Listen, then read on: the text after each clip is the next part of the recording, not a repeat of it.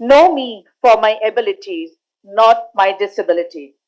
A very pleasant morning to one and all present. I, Dr. Anusuya Kapoor Yadav, feel privileged to welcome you all on behalf of Amity Institute of Rehabilitation Sciences, Amity University, Uttar Pradesh, at the 2 days international conference on inclusion through sports in collaboration with Special Olympics Bharat and Rehabilitation Council of India, New Delhi, with CRE status accredited by the Rehabilitation Council of India, organized by Amity Institute of Rehabilitation Sciences. The purpose of the international conference is to create a forum for educators and practitioners to share knowledge and expertise towards promotion of sports through inclusion, leading to empowerment and independence of persons with disabilities. Lightning of the lamp dispels darkness. It signifies the journey from ignorance towards knowledge. It symbolizes brightness and prosperity. As a tradition at Amity University, we begin all our endeavors with the lighting of the auspicious lamp and the chanting of the Saraswati Vandana. May I please request all the dignitaries on the dais to please join us for the lighting of the lamp.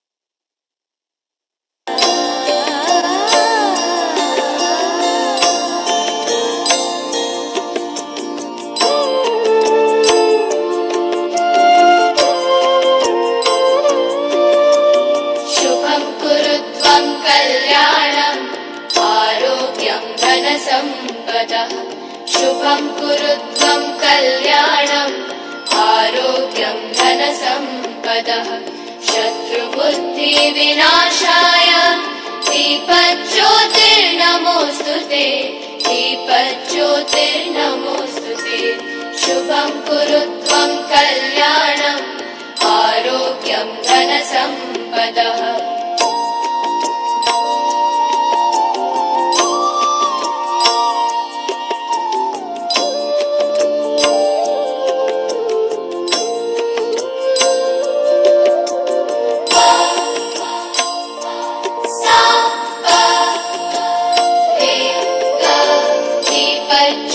दीपज्योतिर्परब्रह्म दीपज्योतिर्जनार्दनः दीपज्योतिर्परब्रह्म दीपज्योतिर्जनार्दनः दीपो हरतु मे पापम् सन्ध्यादीपनमोऽस्तु ते शुभं कुरुत्वं कल्याणम् आरोग्यम्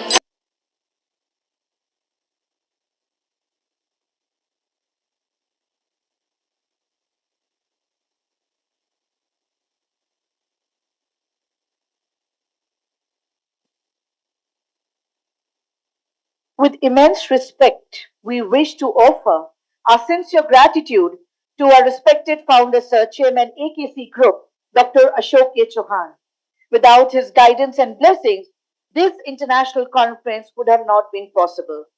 Dr. Chauhan has always believed in the policy of lending one eye on vision and one eye on implementation. It is therefore no surprise that Dr. Chauhan's innovative leadership strategies is set to transform the education landscape of the country with its extensive leadership qualities and knowledge of par excellence. We also wish to put forward our sincere gratitude to our dynamic Chancellor, Amity University, Uttar Pradesh, Dr. Atul Chauhan sir. Armed with a charming personality and a positive attitude to health, Dr. Atul Chauhan epitomizes a true Indian with deep rooted traditions and values. He has adorned himself to the young students who see a role model in him. Under his dynamic and inspirational leadership and passion to excel, the Amity Group of educational institutions has seen a phenomenal growth.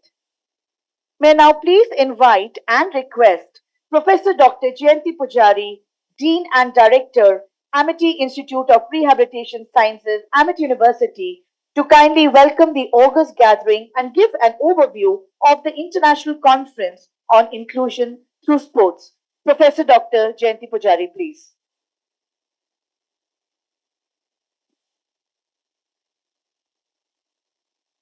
Thank you, Anusha. Good morning, honorable guest, respected senior member of Amity University, esteemed participants, and my colleagues.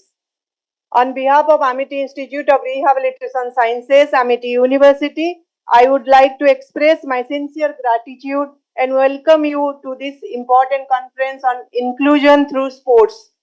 I am very happy and grateful and that so many distinguished educators, psychologists, and professionals have come to share their knowledge and expertise to explore their better ways of grooming our future professionals. I would take this opportunity to express my deep appreciation.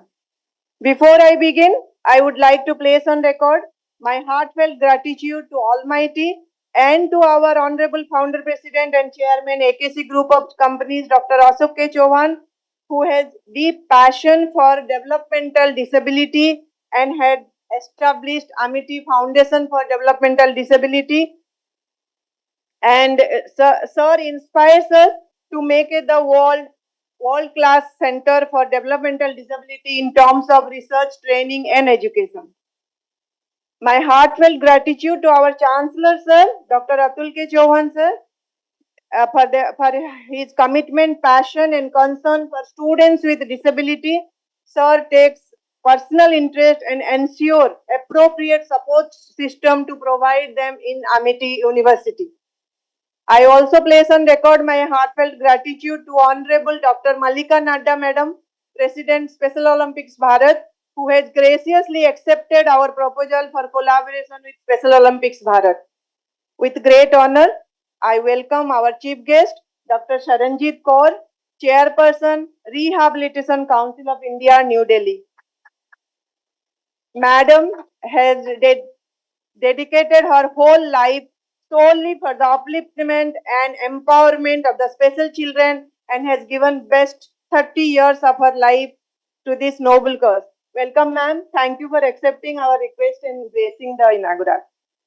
I honorably welcome our keynote and invited speaker, Ms. Srija ma'am, who will be, please come. Srija ma'am, please come. Srija ma'am has come in right time.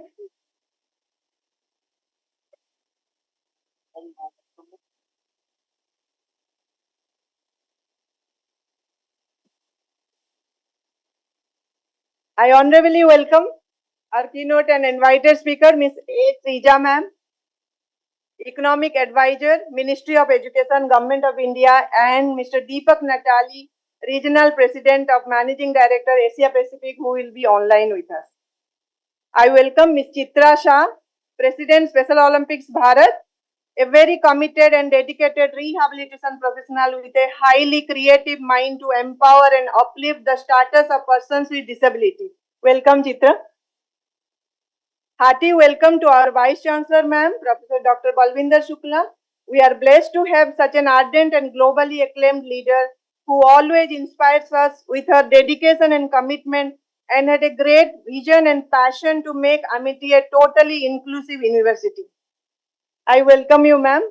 I also welcome our dear Dr. Gurinder Singh, sir, Group Vice Chancellor, Amity University. Thank you, sir, for accepting our request. I welcome our mentor, Dr. S.K. Srivastav, sir. Thank you, sir. It gives me great pleasure to welcome respected SOB Special Olympics Bharat officials, our panelists, and resource persons of the sessions. We are extremely honored to have you all for this conference. A very warm welcome to all participants. I assure you that this conference will prove to be a fruitful and informative for all the members participating in the conference. Today's conference is about how sports participation can promote inclusion. As all the participants, you know now is the call is the inclusive and equity-based education. And as a special educators, as a rehabilitation professional, it is the prime duty of all the stakeholders to promote inclusion. And sports is a very important and effective tool for the social inclusion of people with disabilities. And the United Nations has recognized sports in its 2030 agenda as an important contributor to the realization of sustainable development and peace goal due to its promotion of tolerance, respect, and facilitation of social inclusion, conflict, and peace building. This conference has conceptualized depending upon the imbibing all the values of how you can imbibe sports to promote inclusion. And the objectives of this conference are to create a forum for special educators and practitioners to share knowledge, expertise towards promotion of sports through inclusion, to transform the community attitudes about persons with disability by highlighting their skills and reducing the tendency to see the disability instead of the person. And the third objective is to explore the role of NEP 2020 in fostering sports integrated learning to help students adopt fitness, develop life skills, and promote physical and psychological well-being while also enriching cognitive abilities.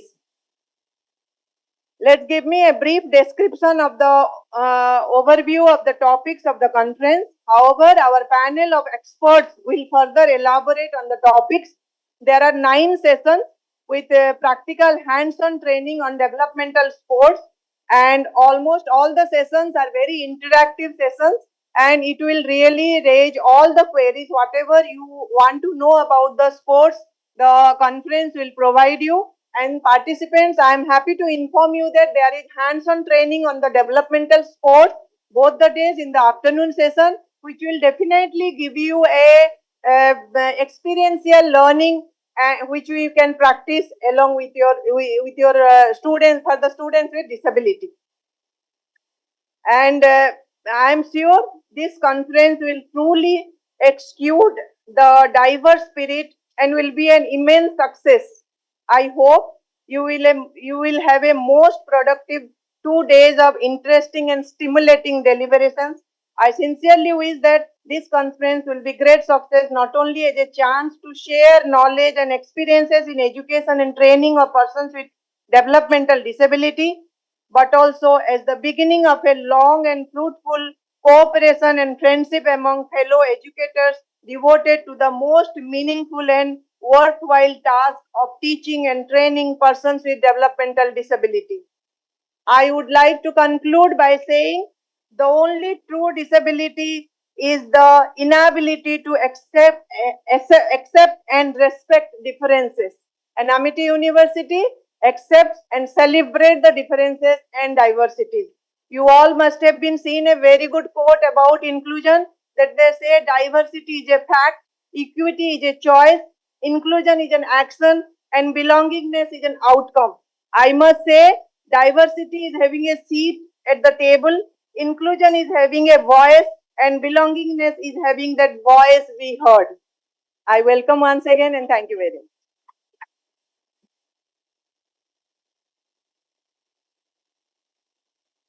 Thank you, Madam, for your address.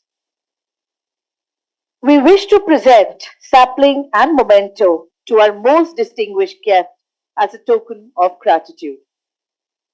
May I please request Honorable Vice Chancellor, Madam, Professor Dr. Balwinder Shukla, Dr. Gurinder Singh, Sir, Group Vice Chancellor, Amity Universities, Dr. S.K. Srivastava, Sir, and Professor Dr. Jayanti Pujari, Madam, to kindly present the sapling and the memento to Dr. Sharanjeet Kaur, Chairperson, Rehabilitation Council of India. Can we have a huge round of applause for our chief guest, Dr. Sharanjeet Kaur, please?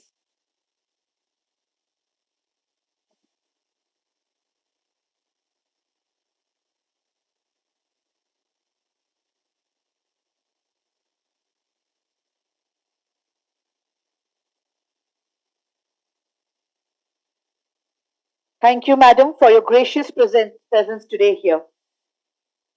May I please request Vice Chancellor, Madam, Group Vice Chancellor, Sir, Dr. S.K. Srivastava, Sir, and Jayanti Pujari, Madam, to kindly present the sapling and memento to Ms. A. Srija, Economic Advisor, SENL, Ministry of Education. Ms. A. Srija is our guest of honor. Can we have a huge round of applause in welcoming Ms. A. Srija, please?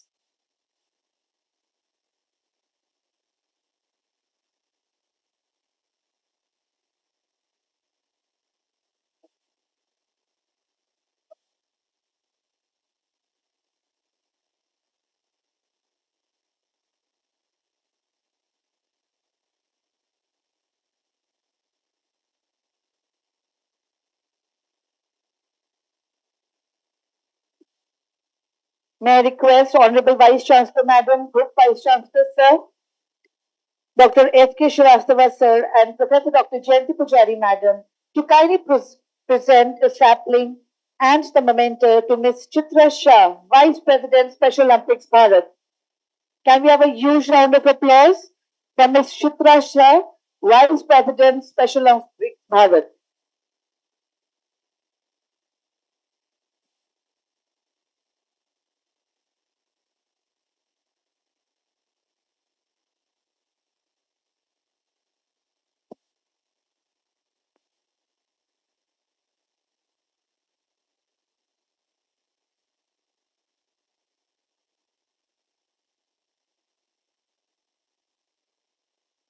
We are honored to have amidst us Dr. S.K. Shrivastava, Senior Director, Health and Allied Sciences, and former Member Secretary, Rehabilitation Council of India, New Delhi. Dr. Shrivastava has served at distinguished positions in the field of disability as Deputy Director, Joint Director, Director and Registrar at Dr. Shakuntala Mishra National Rehabilitation University. He has served as Member Secretary RCI. In 2018, Dr. Shrivastava switched back to the government of Uttar Pradesh and joined as State Commissioner in Disability. His fair-sightedness, unsurpassed knowledge, and willing cooperation has truly impacted the disability and rehabilitation field.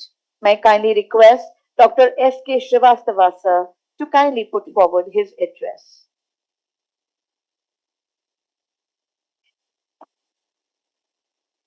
Very good morning, everybody. Most respected Honorable Founder President, sir, Honorable Chancellor, sir, Honorable Vice Chancellor, Madam, Honorable Group Vice Chancellor, Madam, and Chief Guest of the Day, we are indebted, ma'am, Honorable Chairperson RCI, who very willingly and very simply accepted our invitation to join the CRE program, which I understand that joining chairperson in CRE program is a big event. It makes big. Your presence make it very big. Respected other dignitaries and guests on the dais and off the dais, and most important, the participants who are the registered and qualified professional and personals in the field of uh, disability. It's a very good occasion that we have such a huge number of professionals. So yesterday we were discussing it with our Honorable Founder President. Let me reveal one thing very important, that this particular subject is very, very close to the heart of our Founder President. And we don't want to miss today the opportunity of making a group.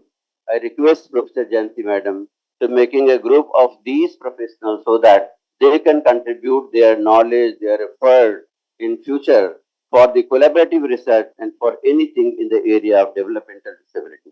That will be great, because we don't want to miss any of the qualified professional and personnel. And I also extend my very warm welcome and thanks to SOB Bharat, Special Olympic Bharat, all the time associated with us, helping with us under the chairpersonship of Professor Dr. Mallika Nadda ma'am. She was about to come today, but because of her very unavoidable circumstances, she couldn't come. But all the time she is associated with us. For any small item, she is readily available for MT and for rest of the society in the area of disability.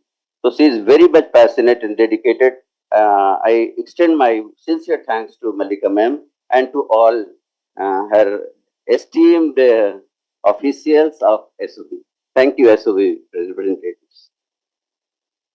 I should not forget to extend my special thanks to Professor Welcome and thanks and gratitude, whatever it is, so for Professor Jayanti Pujari, man, who has really converted it into reality. And I can see Professor Jadi Saab is with us, Ashish ji is with us, and many more dignitaries are with us. So thank you. We are all indebted to all of you. In fact, Jayanti Pujari ma'am has elaborated all about the concept and all about the objectives of this event today.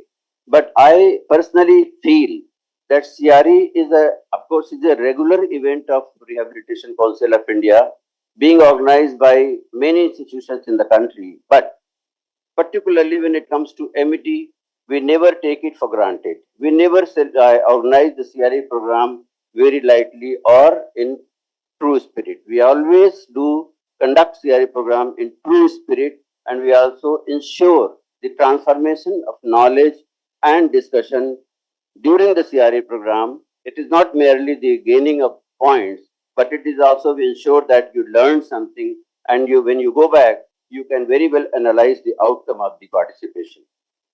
So particularly this event, the name is that inclusion through sportsmanship, through sports. Sports may, the basic concept of sports is that there is a sportsman spirit. So that comes into the avoidance, the personality development. So we introduce this topic, Professor Jayanti Madam, because let the society understand the ability of the persons with disabilities in terms of their sportive skills. So this will change the attitude of the society, we understand, and also the confidence in the persons with disabilities that they can also excel, and the major thing that whatever they are doing, the society must understand and realize their performance. So attitudinal change in society is expected as an outcome of this mega event. I also understand that basically when Government of India drafted the first Act of Persons with Disabilities, it was focused on three basic themes. That was equal opportunity, protection of rights, and full participation. If we understand this CRE program, this gives the opportunity, equal opportunity for the persons with disabilities to participate in sportive events, protection of their rights, that they have full right to join such events, and then equal opportunity, protection of rights, and what was that third term I'm forgetting? Full participation. I'm sorry, participation in the society. So it is really doing the fully participating society where the non-disabled person are welcoming and accepting happily the persons with disability. So this is a major change in the attitude that anybody who is suffering from any such problem is person first. You know, I can tell you one very short story in 30 seconds, that when Government of India drafted first Act of Persons with Disabilities 1995, it was widely appreciated by many countries. And most of the countries, ma'am, have told very clearly the name itself is so appealing that it is an act for persons with disabilities, not the act for disabled persons. The basic difference is that we recognize person, anybody, person first, and then it's the disability part, which was not his choice at all. It comes either by accident or without choice of the candidate. No one in this world can choose the disability. So it is none of his fault, none of the fault of anybody. So he should not be put to the task that you are suffering with this problem, so you cannot be given this opportunity.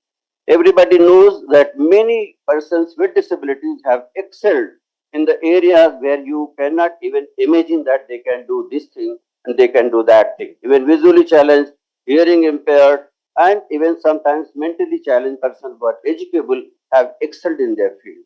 So I hope this particular conference, 2 days conference, you all will be able to understand the significance and the importance of persons with disabilities in terms of their sportive skills.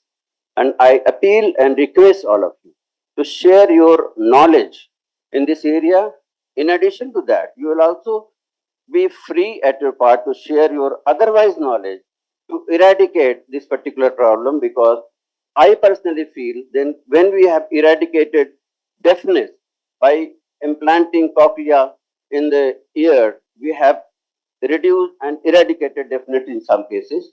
Likewise, we have eradicated blindness by giving them vitrinization and artificial intelligence eyes and all. So, can we not think of eradicating this problem of mental challenges, either at the time of birth, prenatal, perinatal, postnatal care, or even if attempts later? Can we stimulate the brain or mind? Can we do collaborative research that this person can be cured, can be treated?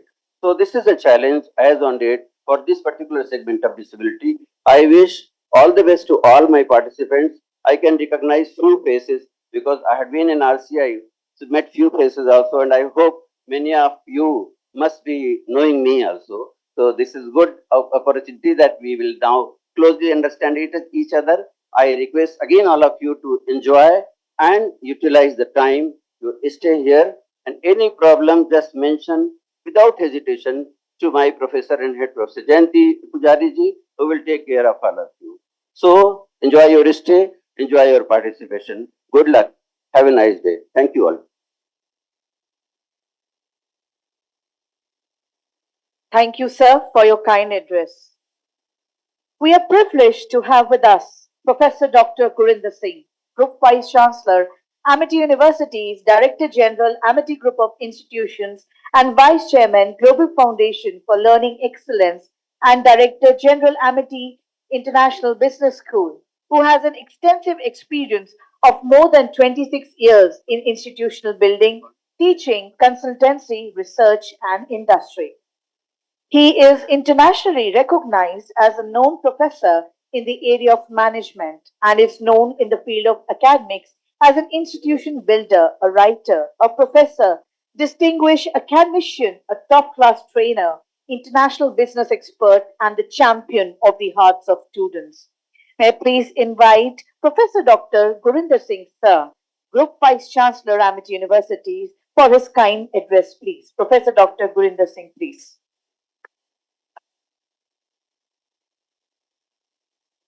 Few days are very special. They are special, they are historical because on those days you are able to see the God on the earth.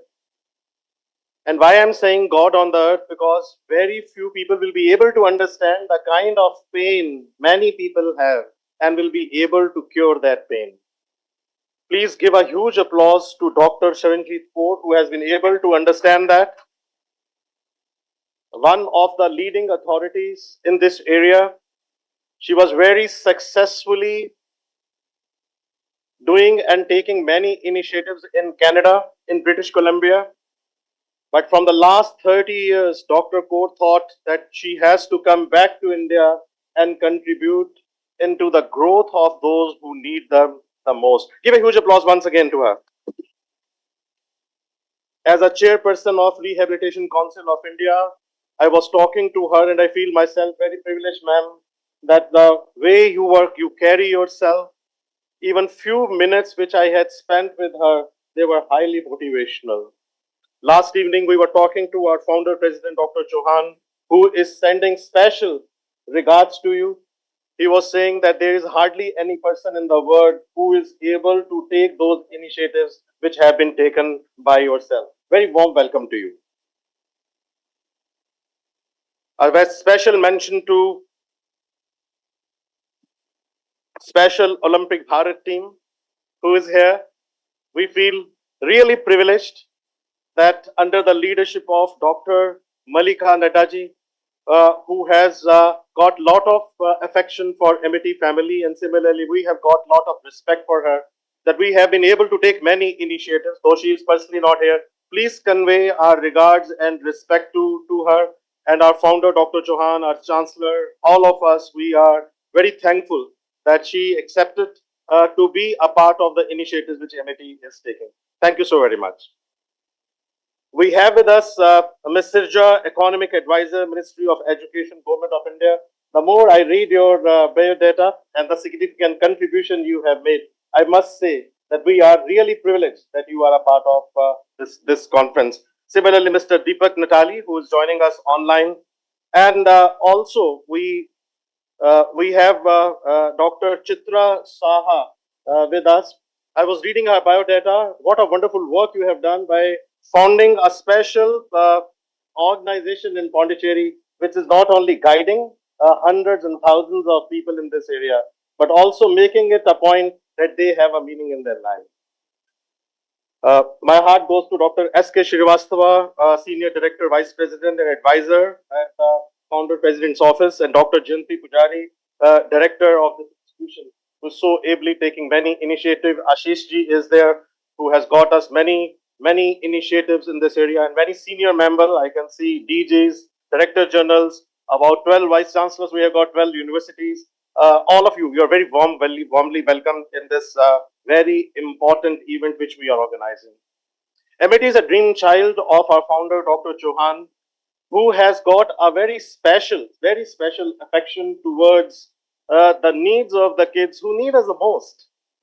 It's not easy to add to the value of those who are already experienced that pain. But the founder of this university realized it long time back, and every year we organize, ma'am, for mini Olympics called Sangathan, where 20,000 students, they become a part of this event. And I can see Dr. Kalpana sitting here, who was a part of as a chairperson of this Sangathan for many years. But we put lot of emphasis on the special needs. And in the times to come, we will come to you, we'll take your guidance, we will take your advice that how we can further strengthen, how we can contribute more significantly. But we had done a number of projects in this area. In London, in Canada, in New York, in Singapore. We have taken many research projects.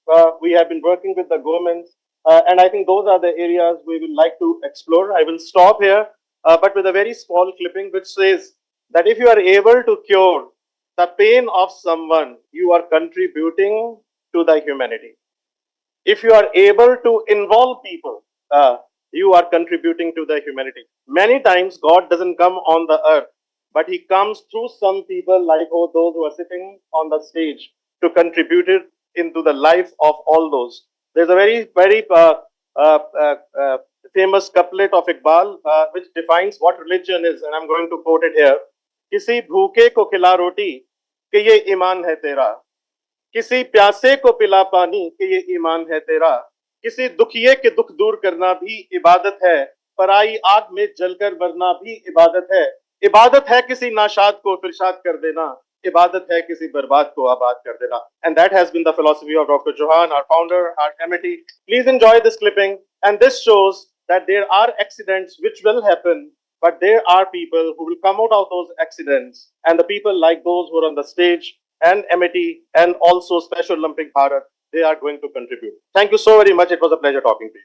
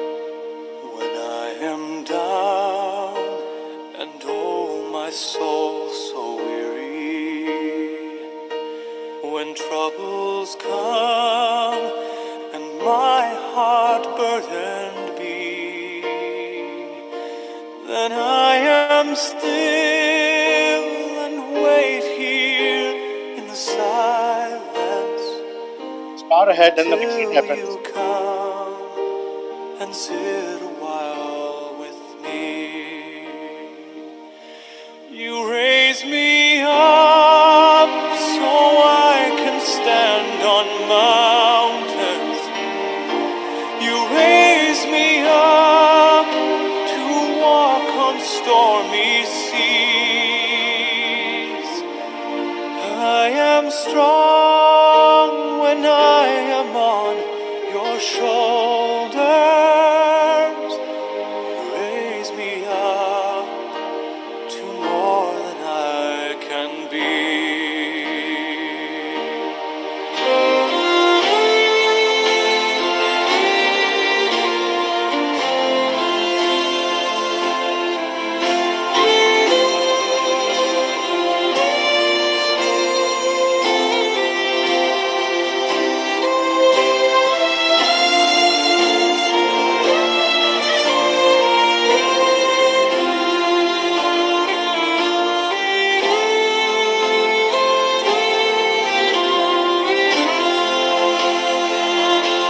You raise me up so I can stand on mountains. You raise me up to walk on stormy seas. I am strong when I am on your shoulders. You raise me up to more than I can be.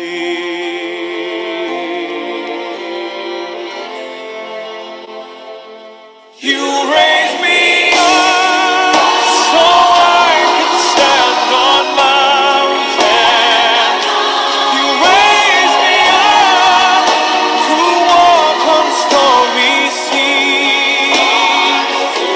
I am strong when I am on your shoulders. Raise me up to more than I can be. You raise me up so I can stand on mountains.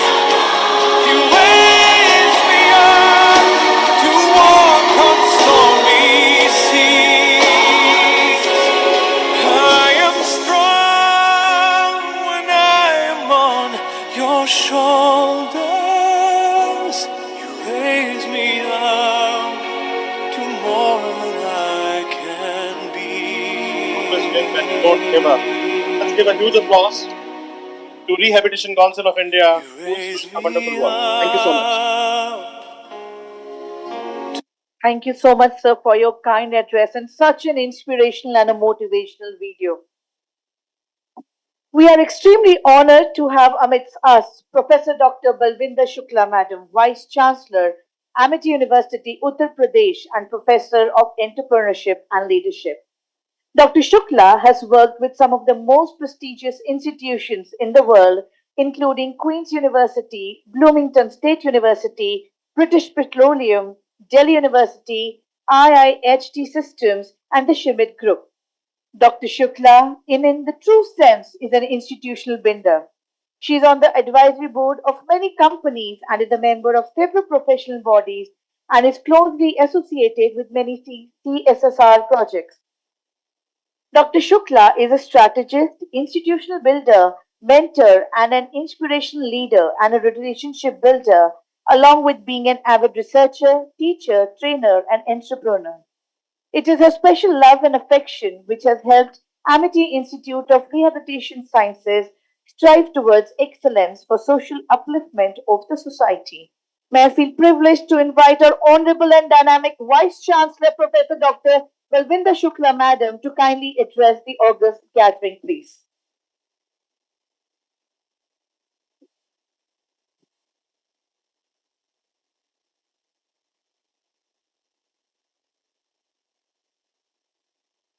A very honorable Chief guest Dr. Sharanjit Kaur, Chairperson, Rehabilitation Council of India, New Delhi. A very special guest of honor, Ms. Chitra Shah, Vice President, Special Olympic Bharat. Our guest of honor, Ms. A. Sadija, Economic Advisor, Ministry of Education, Mr. Deepak Natali, Regional President and Managing Director, Asia Pacific, Team Special Olympic, my colleagues on the dais and the audience, but all the distinguished participants, I, on behalf of our Honorable Founder President, Honorable Chancellor, and all the deans, head of institutions, faculty members, on my personal behalf, extend very warm welcome to our Honorable Chief Guest, Dr. Sharanjit Kaurji, our guest of honors, and all the distinguished delegates, participants for this very important international conference on inclusion through sports in collaboration with the Special Olympic Bharat. Muktaji was sitting here, I think she has gone somewhere, and Rehabilitation Council of India. This is very, very special conference because where we are especially talking about the how to contribute in the Viksit Bharat by 2047. The very first vision of the Viksit Bharat is empowered citizens. And in that empowered citizens, when we are talking about, the very first thing comes in that how we are contributing to the holistic, quality, and affordable health wellness for all. Then coming to the caring and inclusive society, and that's what the Special Olympic, that's what the Rehabilitation Council is contributing, where the Bharat to foster inclusivity and unity, create a harmonious society where diversity is embraced and the utilized as a valuable asset for the collaborative progress. Amity University, right from the beginning, when the higher education institution started, we always, that's what the vision of our Honorable Founder President, that how we have inclusive community of educators on the campus, and also that how we can contribute to the Bharat to ensure that the holistic wellness of all state of society, including children, senior citizens, Divyanjans, transgenders, and all other socio-economical vulnerable groups. And that's why our Honorable Founder President, right from the beginning, said that how we can take care of all the startups of society through education, through research, and beyond, where the community engagement becomes extremely important.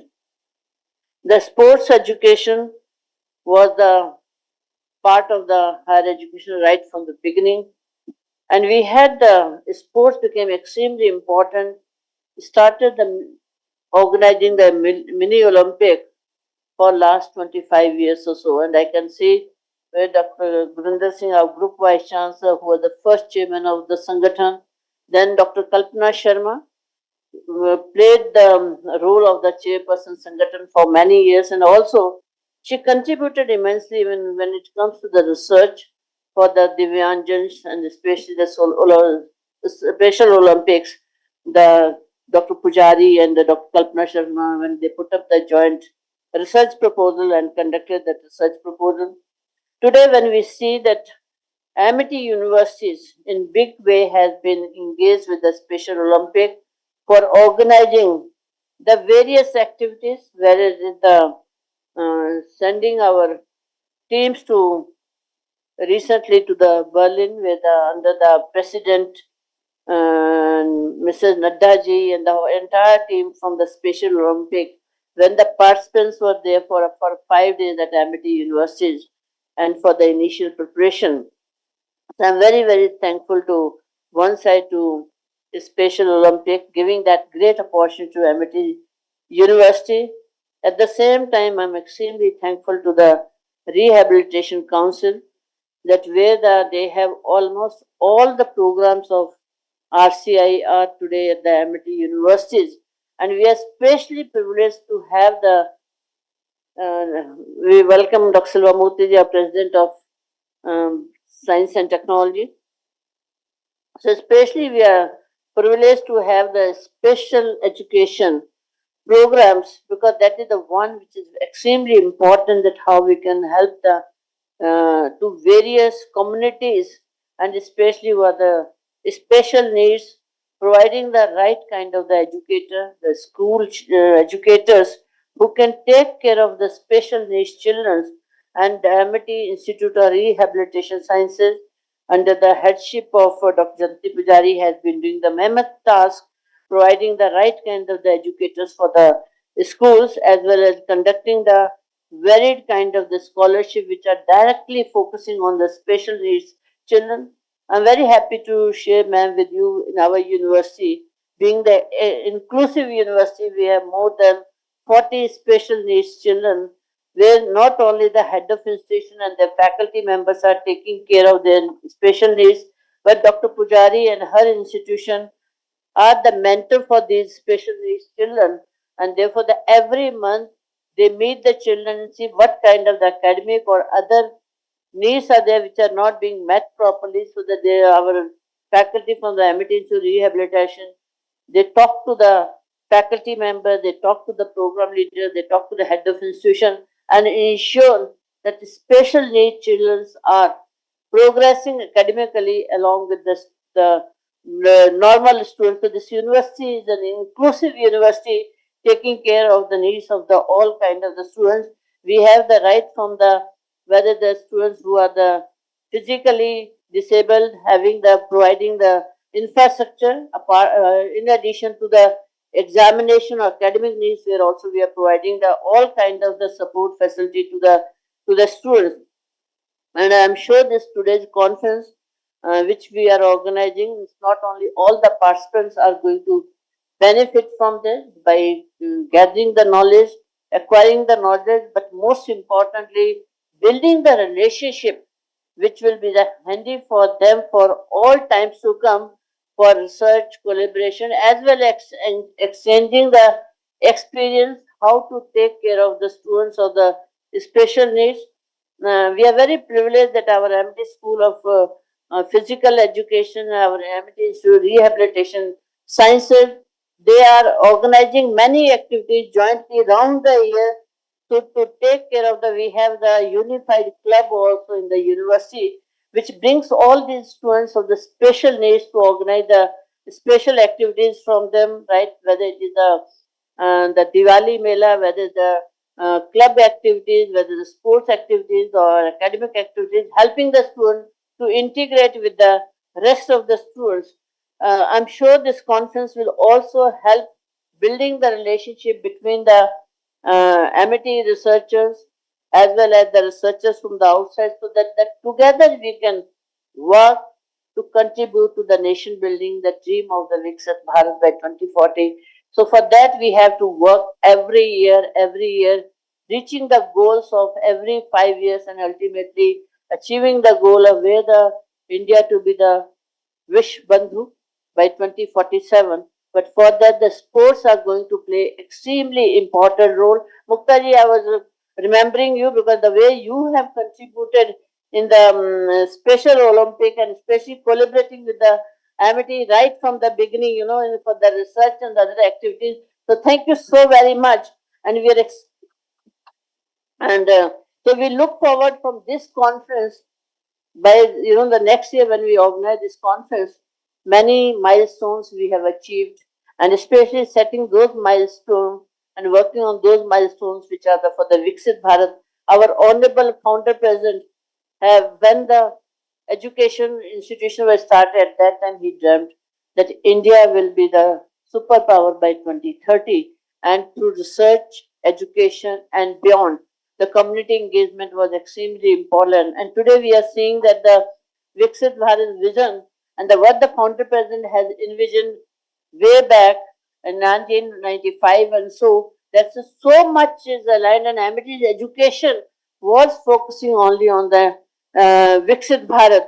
And today, when we see that the whatever the vision of the Viksit Bharat is, and those parameters were already there, our honorable chancellor always has believed in the youth power and inclusivity, and he always said that the youth of the India will be transform the world and bring the change in the world by their initiative, their activities, and through their education.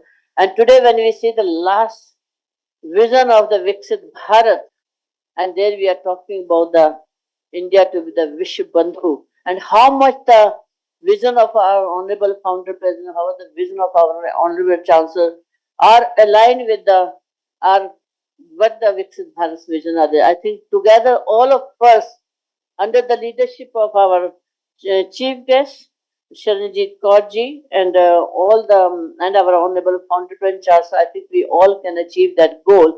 India's goal, the vision of India, the Viksit Bharat by 2047, where sports will play very important, where inclusivity will play extremely important. With this, I extend very warm welcome, and I'm especially thankful to our chief guest of honor, and all the participants for being part of this very important. Ma'am, I will be seeking your guidance after this inaugural session on various aspects, how we can further improve the all the programs of RCI we are doing, but we need to have your guidance and support further how we can take it to the next level to contribute to the nation building. Thank you so very much.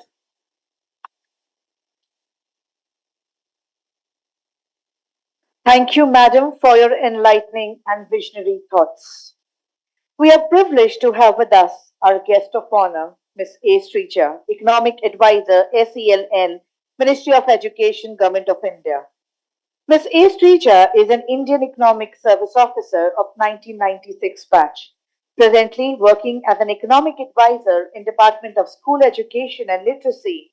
She is involved in implementation of Samagra Shiksha scheme in the Union Territories, also looking into inclusive education CWSN component under SSA, and also handling the national means cum merit scholarship schemes of School Education Department in all states and union territories.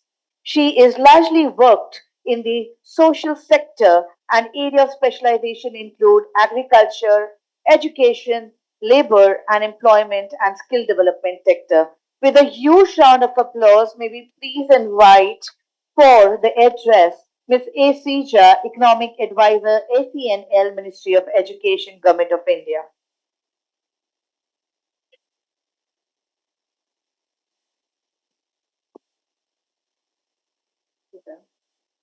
A very good morning to all of you.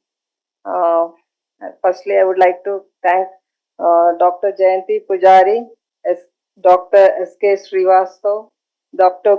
Gurinder Singh, Dr. Balvinder Shukla, and Ms. Chitra Shaw for giving us this opportunity to be present here. Like very often, like when we say inclusive education, but I'm very happy. Like last time, I think I came 6 months back. I was the only one from the ministry, from the government, representing inclusive education. Today, I have a soul of support, Dr. Sharanjit Kaur. From where the idea for inclusive education emanated is from the RPWD Act, and we have the chairperson RCI today with us.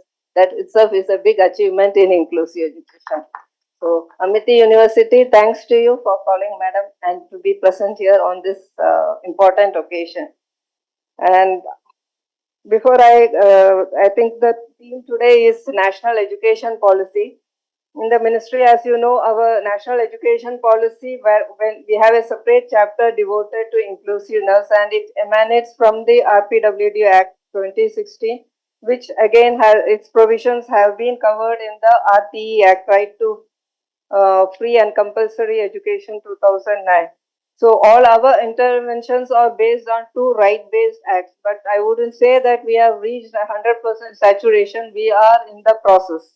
And these kind of initiatives which Amity University is organizing, and where we get a forum to present this, our views is a small step in this reaching the saturation level.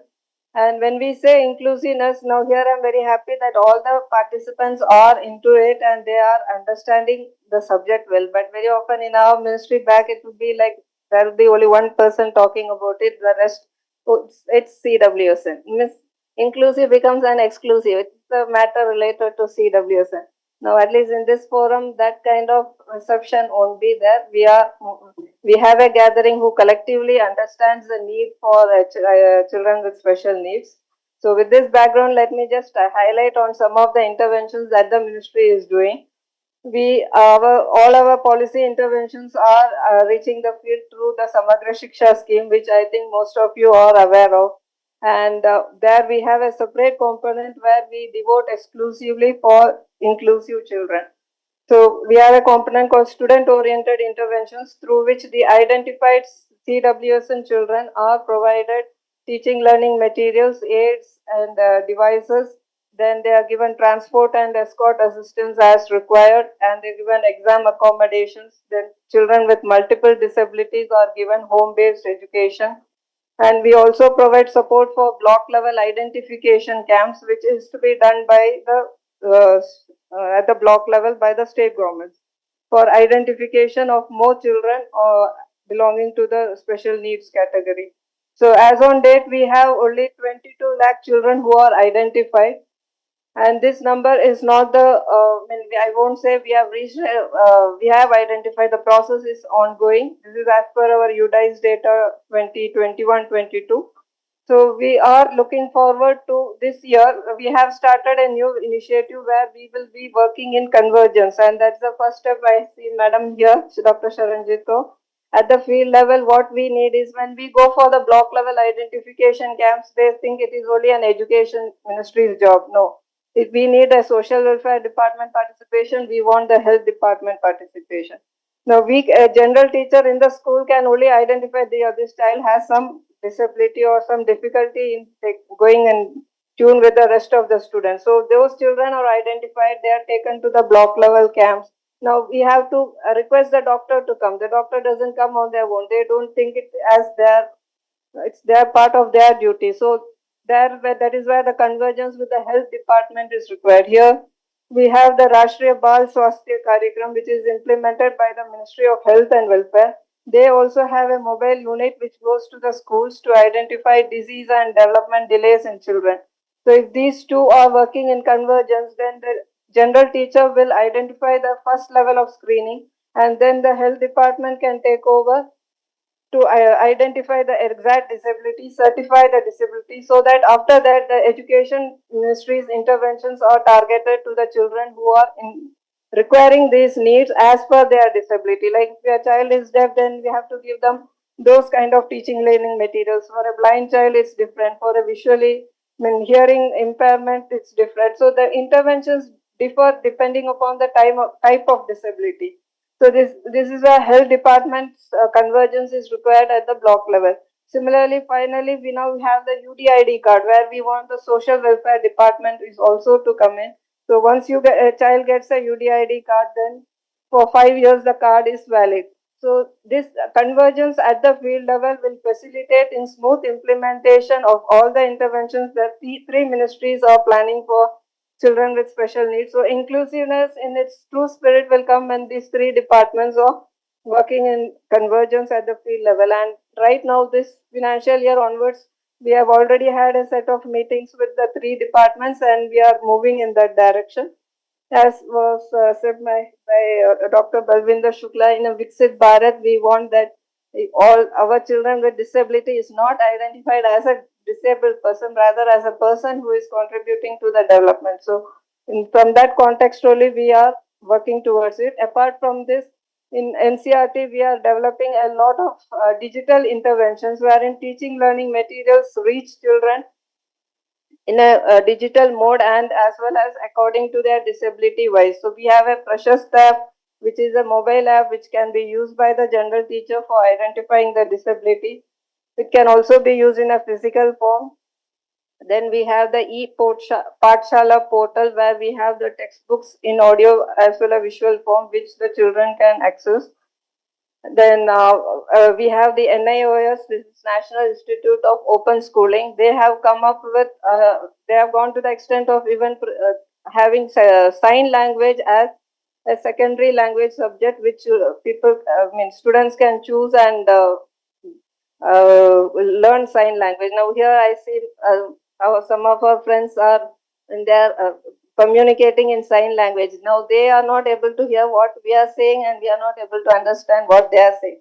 But if sign language is promoted as a common language which everyone can learn, then it will, along all the other languages that we speak, sign language will also be one of the languages that we can converse with them freely. So these are some initiatives that we are working towards with. And what I used to, and another one suggestion, madam, we say children with special needs. As per now, we cover only from age 3 to age 18 is our school years now. Now, at the same child, when it moves to higher education, they need the support. They need time in terms of exam accommodation. They need some time. They need some interventions in teaching, learning. The material may be available to them in a more what is that, in a way which is more friendly to them. But what happens is, right from the school age, like after 8, the involvement towards these children in teaching, learning dwindles, and as they reach the higher education, they are considered that they can manage. Now it involves children with intellectual disabilities also. So I feel that some nomenclature should change. That is CWSN plus youth with special needs for some time period for the higher education. Also, we need to focus. Like in Ministry of Higher Education, when we say we cover the school education, but higher education should also be actively involved in this intervention, so that in the universities there is more awareness on how we need to address to the needs of children with special needs who move to the higher education. Because right now our data says after class 8 there's a big drop in CWSN enrollment. It's mainly because of difficulty in going to the next level of schooling, or the schools being far off, or no support systems being provided. The very small percentage of the population is actually, CWSN population is actually able to complete the higher education. So our interventions, which we are targeting at the school level, need to be continued at least till the age of 21. It is a basic graduation, at least a CWSN child is also entitled to. So Department of Higher Education's involvement also should come in a much more explicit way, so that universities across the board are covering inclusive education.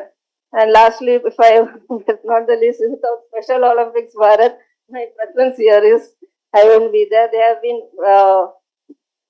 always we had discussions, very fruitful discussions, and it is through them that I came to know about inclusive sports.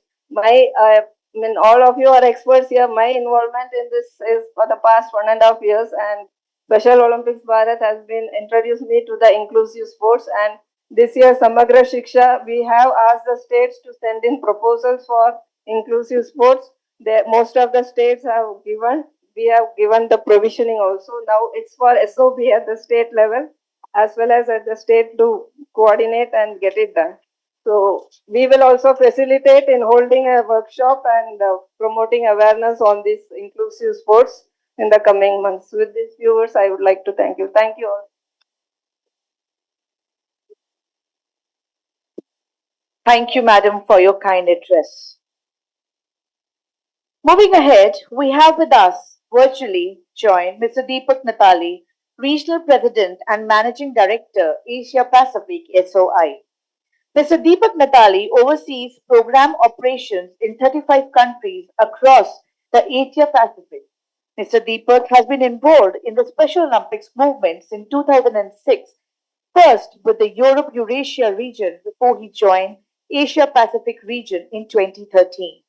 He has worked with the Asia Pacific region's country programs in areas of leadership development, coach development, competition delivery, fundraising, and communications. Mr. Deepak has a broad history with NGOs, having worked for the United Kingdom's largest disability charity scope, Prince Charles Youth Development Organization, the Prince Trust, and the World Association of Girl Guides and Girl Scouts. He has also served in a variety of consulting roles and has volunteered with organizations both in the UK and across the world. We will now be playing the address of Mr. Deepak Nithali, Regional President and Managing Director, Asia Pacific SOI.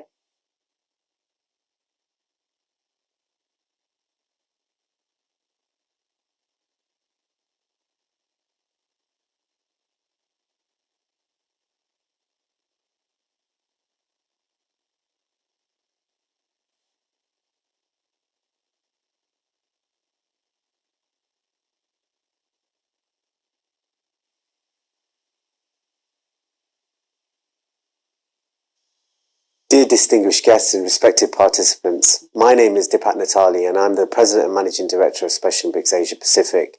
I'm delighted to be with you on talking about inclusion and what it means at this wonderful conference at Amity University. It's an honour really to be able to talk about Special Olympics and the work we do within inclusion, especially within schools, but to look at the wider environment too. Special Olympics is the type of organisation that uses sport to provide people with intellectual disabilities with an opportunity. Now, whilst that in itself may seem like something which is an everyday practice, for people with intellectual disabilities, this is their first step towards inclusion. Inclusion really is about making sure that people that are marginalised and excluded are given the same opportunities as anybody else. We use sport to really start that journey. It starts with the person with intellectual disabilities themselves, but really is about impacting people without intellectual disabilities and bringing them into an environment where they feel that they're not only supporting those that are excluded and marginalised, but really able to benefit from this inclusive environment with a shared set of values that encourages acceptance and makes people feel as if everything that they're doing allows them to learn together and be together. At Special Olympics, sport plays a wonderful role in actually bringing people together. At first, traditionally, over 50 years ago now, Special Olympics was about simply giving opportunities to people with intellectual disabilities, a chance to play and to be around others that they could engage with. Now, Special Olympics focuses on something called unified sports. This is where we bring people with and without intellectual disabilities together on the playing field and using that to catalyse work and play off it. Now, sport in itself, as we all know, can be an enjoyable, competitive, engaging activity. For people with intellectual disabilities, they often don't get a chance to be in an environment where they can compete with others. They're too often told they're not able to do this, they're not able to do that. So when we come along and we provide that opportunity, the next step towards that obviously has to be about engaging in a wider community where they can show their skill, show their competitive edge, be around others and socialise with others using sport as that medium of communication. Unified sports is our methodology around that.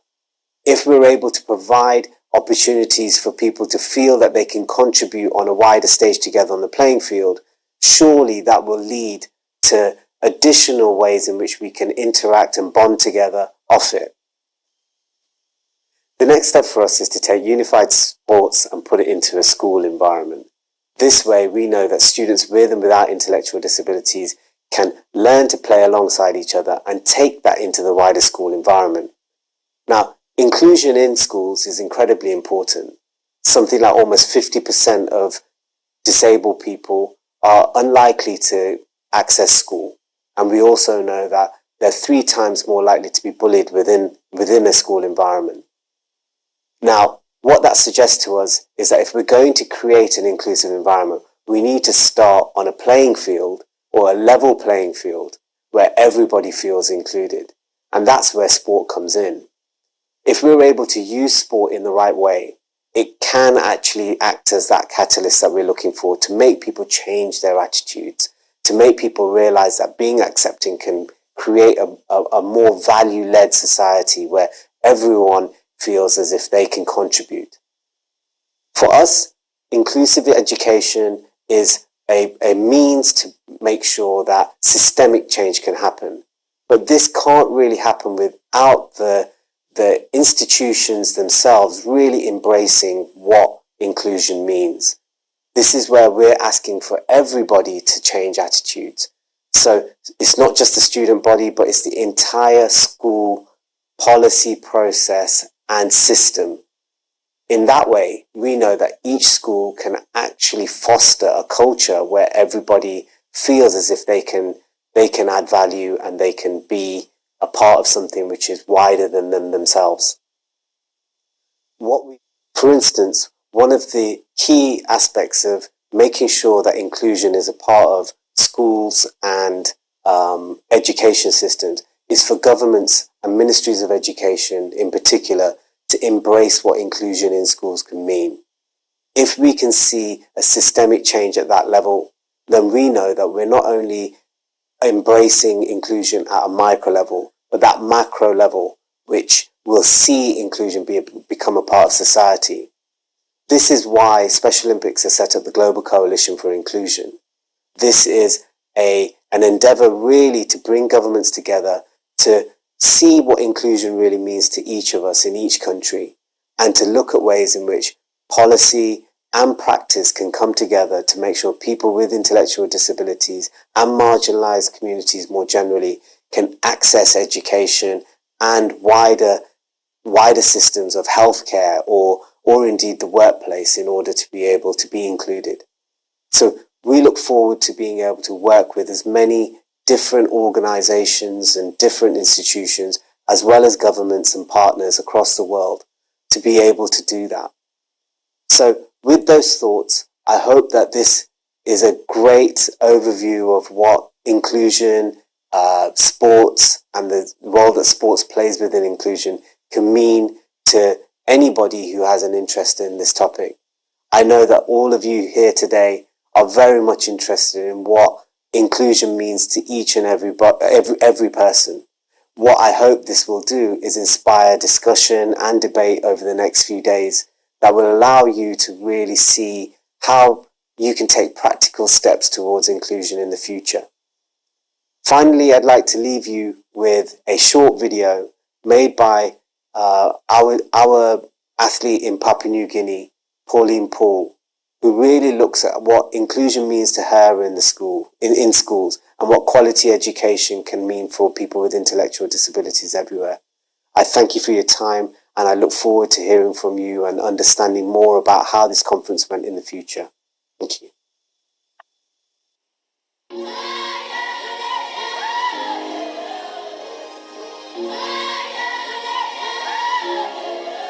I think that everyone deserves to go to school to learn. In my old school, there was a bully. I told my teacher about it, but they didn't do anything, so I left school.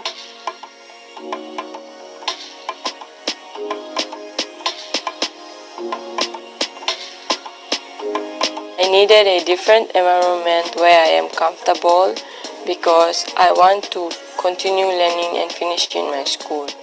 I joined an open learning school so I can study on my own time and learn at my own pace.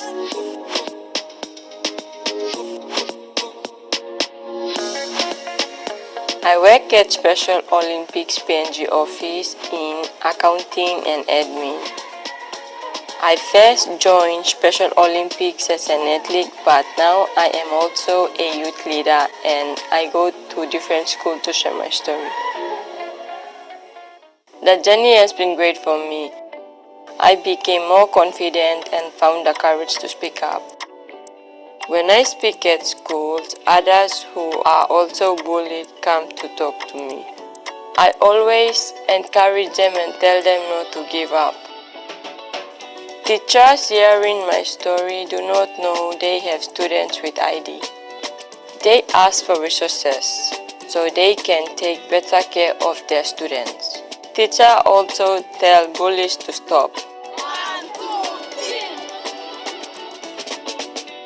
People need to know we all learn differently, and people need a choice to learn at their own pace. That's why I'll keep sharing my stories.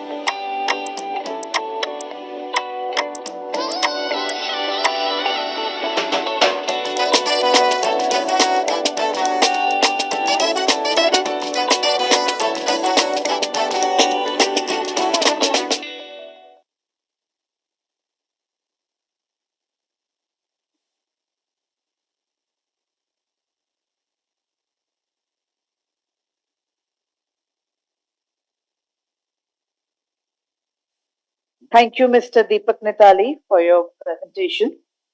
We have with us Ms. Chitra Shah, Vice President, Special Olympics, Bharat.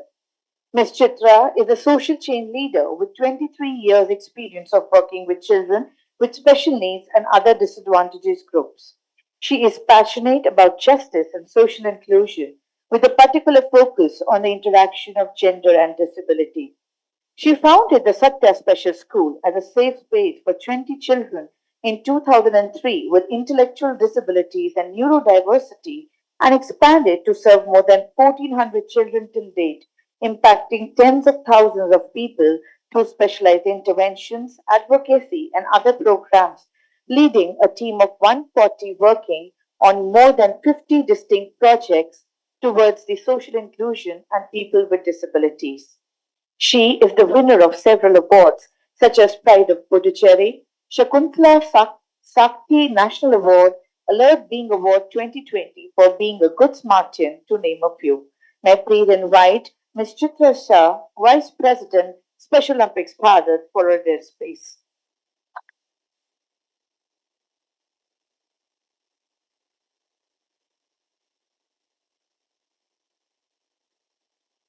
A very good morning to all the dignitaries, both on and off the dais, the chairperson, RCI, and the vice chancellor of this esteemed university.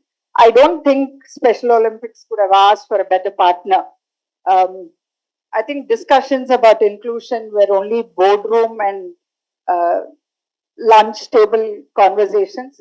Having brought it out into such an important uh, institution, academic institution, I think we're really, really privileged and value this partnership greatly. Thank you so much, ma'am, you and your team for welcoming us with open arms. Special Olympics, as you all know, is the only sports program for children with intellectual disabilities across the world. And I'm very, very happy to share with you Special Olympics Bharat is probably the most inclusive sports program that happens even across all the other countries. I can proudly say that.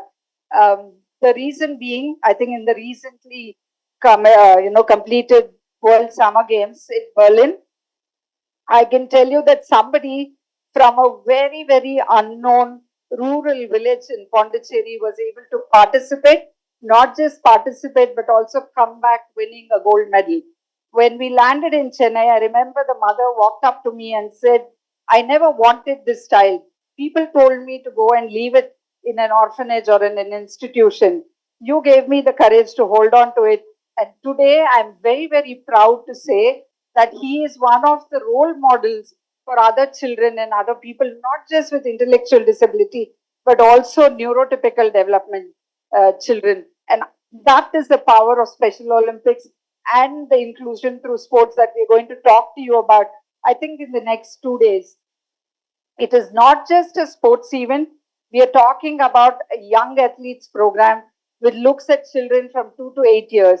Then we move on to something called the Unified Schools program, which actually implements inclusion. And as someone from, a very, very corner of South India, I can tell you it is such a powerful tool.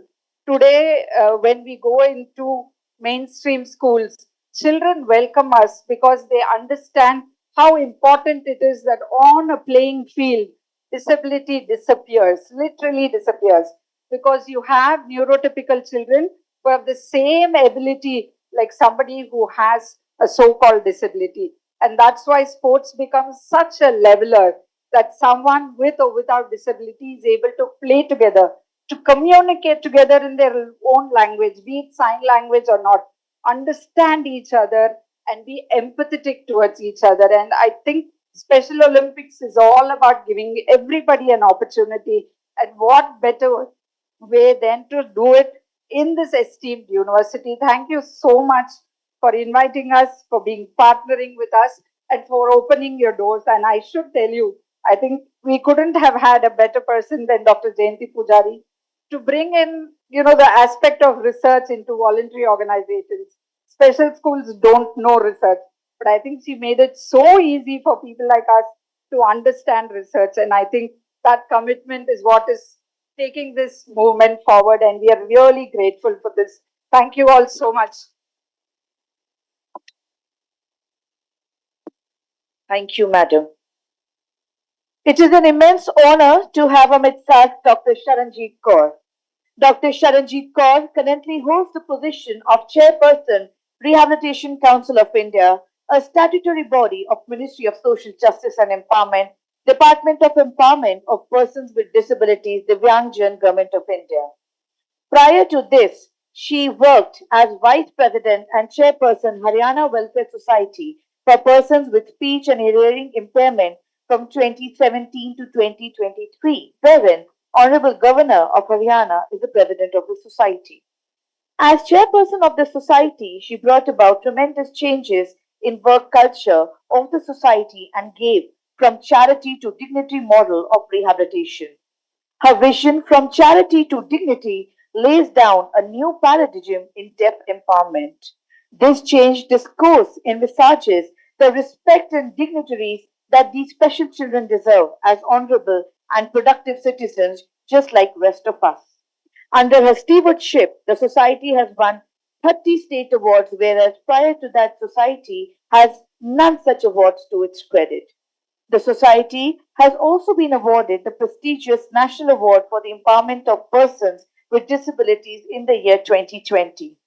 Dr. Sharanjit received this award from Sri Ramnath Kovind, Honorable President of India, in a gracious ceremony at Vigyan Bhavan on the occasion of International Day for Persons with Disabilities. Apart from this, two more national awards in the role model category for hearing impairment, one in teacher and one in student category, went to the credit of the society. Dr. Sharanjit is one of those rare human beings who make immense personal sacrifices in the pursuit of humanitarian values. She has dedicated her whole life solely for the upliftment and empowerment of special children and has given best 30 years of her life to the noble cause. She inspires not only the staff where she works, but people around her also feel inspired and motivated. With a huge round of applause, may we please invite our Chief Guest, Dr. Sharanjit Kaur, Chairperson, Rehabilitation Council of India, for gracing the international conference. धन्यवाद। सबसे पहले तो मैं मेरी पूरी family का धन्यवाद करती हूँ कि उन्होंने इस मौके पे मुझे याद किया। यहाँ के वाइस चांसलर जो कि डाइस पे प्रोफेसर बलविंदर शुक्ला, मैं स्कूल एजुकेशन से इकोनॉमिक एडवाइजर मेरी बहन जो बैठी हैं और उन्होंने बड़े ही बेहतरीन तरीके से गवर्नमेंट की पॉलिसीज को डिस्क्राइब किया। इसी तरह से ओलंपिक स्पोर्ट्स को चित्रा ने बताया और श्रीवास्तव जी और जो मेरे बिल्कुल पास बैठी हुई हैं, ये हमारे आरसीआई का अभिन्न अंग है। मैं आपसे दो चार चीजें जिंदगी के जो अनुभव है वो साझा करना चाहूंगी, क्योंकि मैंने जिंदगी को जिया है। मैंने अपने 30 साल उन बच्चों के साथ जो वो पास आपके पीछे बैठे हैं डेफ बच्चे, मैंने अपनी जिंदगी उनके साथ गुजारी और जो जिया है, वो जो अनुभव किया है, उसको सभी दुनिया में क्या होना चाहिए और हमें किस तरह से काम करना चाहिए, मैं उसको रूबरू बात करके ही आपको बताऊंगी। सबसे पहले तो क्योंकि हमारा 2 दिन की कॉन्फ्रेंस है और स्पोर्ट्स इसमें हमारा टॉपिक है कि हम किस तरह से इंक्लूजन को लेके आएंगे। वैसे तो सिरजा ने बहुत ही सुंदर ढंग से बताया कि हमारे को क्या दिक्कतें आती हैं। हम कोलैबोरेशन, हेल्थ, एजुकेशन और सोशल वेलफेयर जब तीनों जुड़ेंगे तो हमारा सबसे बड़ा, आपको क्योंकि आप स्पेशल एजुकेटर हैं, जब स्पेशल वर्ड लग जाता है तो आपकी जिम्मेवारी ज्यादा बढ़ जाती है। ये इतना आसान नहीं है जितना आपको दिखाई दे। जब आप उतरते हैं और धरातल पे काम करते हैं तो आपको पता चलता है कि व्हाट इज द डिफिकल्टीज। आपको हमारे ठीक है सर्वे नहीं हुआ, 2011 में हुआ, तब 3.5 करोड़ लोग थे। तब 7 डिसेबिलिटी थी, आज 21 डिसेबिलिटी है। और एक जो मानसिक जो हमें परेशानी आती है उसकी तो गिनती ही नहीं है। हर तीसरा आदमी किसी न किसी परेशानी से ग्रस्त है और जिसको फिर काउंसलर, क्लिनिकल साइकोलॉजिस्ट हैंडल करते हैं। यदि मैं इस तरह से मानूं, जबकि 21 डिसेबिलिटी को भी मैं ऑफ द रिकॉर्ड ही कह रही हूँ कि यदि हम उसको लेमैन में भी मोटा मोटा हिसाब लगाएं तो 10 करोड़ लोग डिसेबल हैं।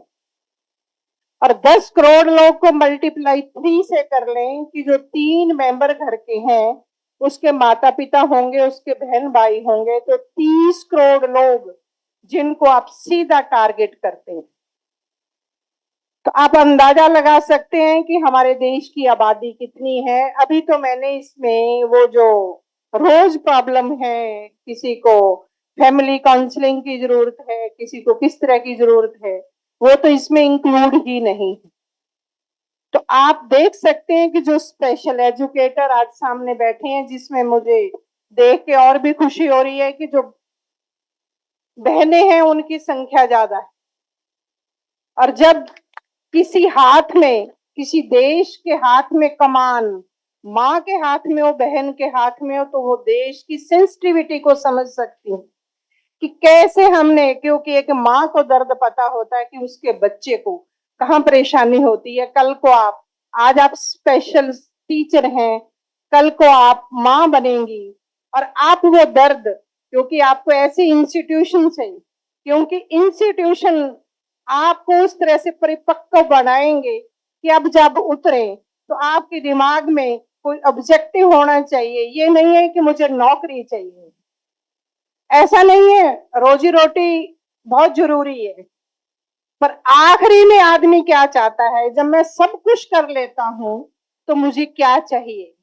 आदमी वो लास्ट में करना चाहता है। यू आर सो लकी कि तुम्हें प्रोफेशन के तौर पे वो काम करने का जिंदगी के अर्ली एज में मौका मिलेगा, जैसे मुझे कभी मिला था। जिस ऑर्गेनाइजेशन के बारे में मैडम बता रही थी, मैं आपको बताना चाहूंगी कि मैं मास्टर ऑफ सोशल वर्क की स्टूडेंट थी। मैंने 8 week training as a training उस ऑर्गेनाइजेशन में आई और मैंने, हालांकि मेरा स्पेशलाइजेशन पर्सनल मैनेजमेंट और लेबर लॉ में था, पर जब मैंने उन बच्चों के साथ 8 वीक काम किया तो मेरे को ये लगा कि ये तो एक अलग ही अनुभव है और इनके साथ मैंने सारी जिंदगी निकाल दी। मेरे को अपॉर्चुनिटी अब्रॉड भी जाने का मौका मिला, मैं परमानेंट रेजिडेंट थी, पर मेरा दिल हर टाइम अपने देश के लिए रहता था कि जहां मेरे देश को ज्यादा जरूरत है। आज हमें जरूरत है कि सेंसिटाइज करें आज इंस्टीट्यूशन को। जैसे कि आज स्पोर्ट्स का मौका है तो मैं जरूर ये बताना चाहूंगी, इंक्लूजन ऊपर से नहीं होगा, इंक्लूजन नीचे से आएगा। मेरे को ये कि मेटी यूनिवर्सिटी और ये चौहान साहब का जो विजन है, या जो भी वाइस चांसलर सामने बैठे हैं, यदि हम ये मिशन बना लें कि हम अपनी यूनिवर्सिटी में पर्सन विद डिसेबिलिटीज को कितने एडमिशन देते, हमें स्पेस क्रिएट करना पड़ेगा। स्पेस क्रिएट करने के लिए हमें, जो हम इंक्लूसिव कहते हैं, जो हम ये कहते हैं कि वो बड़ा, कि हमने बड़ी फैसिलिटी, जैसे हर यूनिवर्सिटी आजकल बहुत कोशिश कर रहे हैं कि वहां रैंप बन जाए, पर मुझे थोड़ा खेद भी है, मुझे नहीं पता, मैंने देखा नहीं है कि वो डेफ बच्चों का ग्रुप है। हम जो बात करते हैं ना कि हमने इंक्लूसिव माहौल बनाना है, तो उसके लिए प्रावधान करने पड़ते हैं। अभी तक भी जो हमारी बात है वो रैंप तक रह गई है, लिफ्ट तक रह गई है कि हमने इंक्लूसिव माहौल बना दिया है। पर यदि हमने लास्ट पर्सन तक पहुंचना है तो आपको वो प्रावधान करने पड़ेंगे। आपको अपनी यूनिवर्सिटी में साइन लैंग्वेज इंटरप्रेटर मस्ट होना चाहिए। मुझे लगता है कि वो जो मेरी बहन है वो साइन लैंग्वेज इंटरप्रेटर हैं, तो उनको वहां नहीं बैठना चाहिए था, उनको यहाँ बैठना चाहिए। उनको स्टेज के बराबर खड़ा होना चाहिए था कि जितने ये लोग आए वो उनको पता चले कि उनकी इंक्लूसिविटी के लिए एमएटी ने क्या प्रावधान किए। तो मेरा आपसे अनुरोध है कि जब प्रधानमंत्री या कोई भी हमारी कॉन्फ्रेंस होती है, साइन लैंग्वेज इंटरप्रेटर बराबर आके साइन इंटरप्रेटिंग करते हैं, कि ताकि जो आए हुए सबको पता चले। यदि आप कोने में बैठ के काम करेंगे तो कोने में बैठ के इंक्लूजन नहीं हो सकता।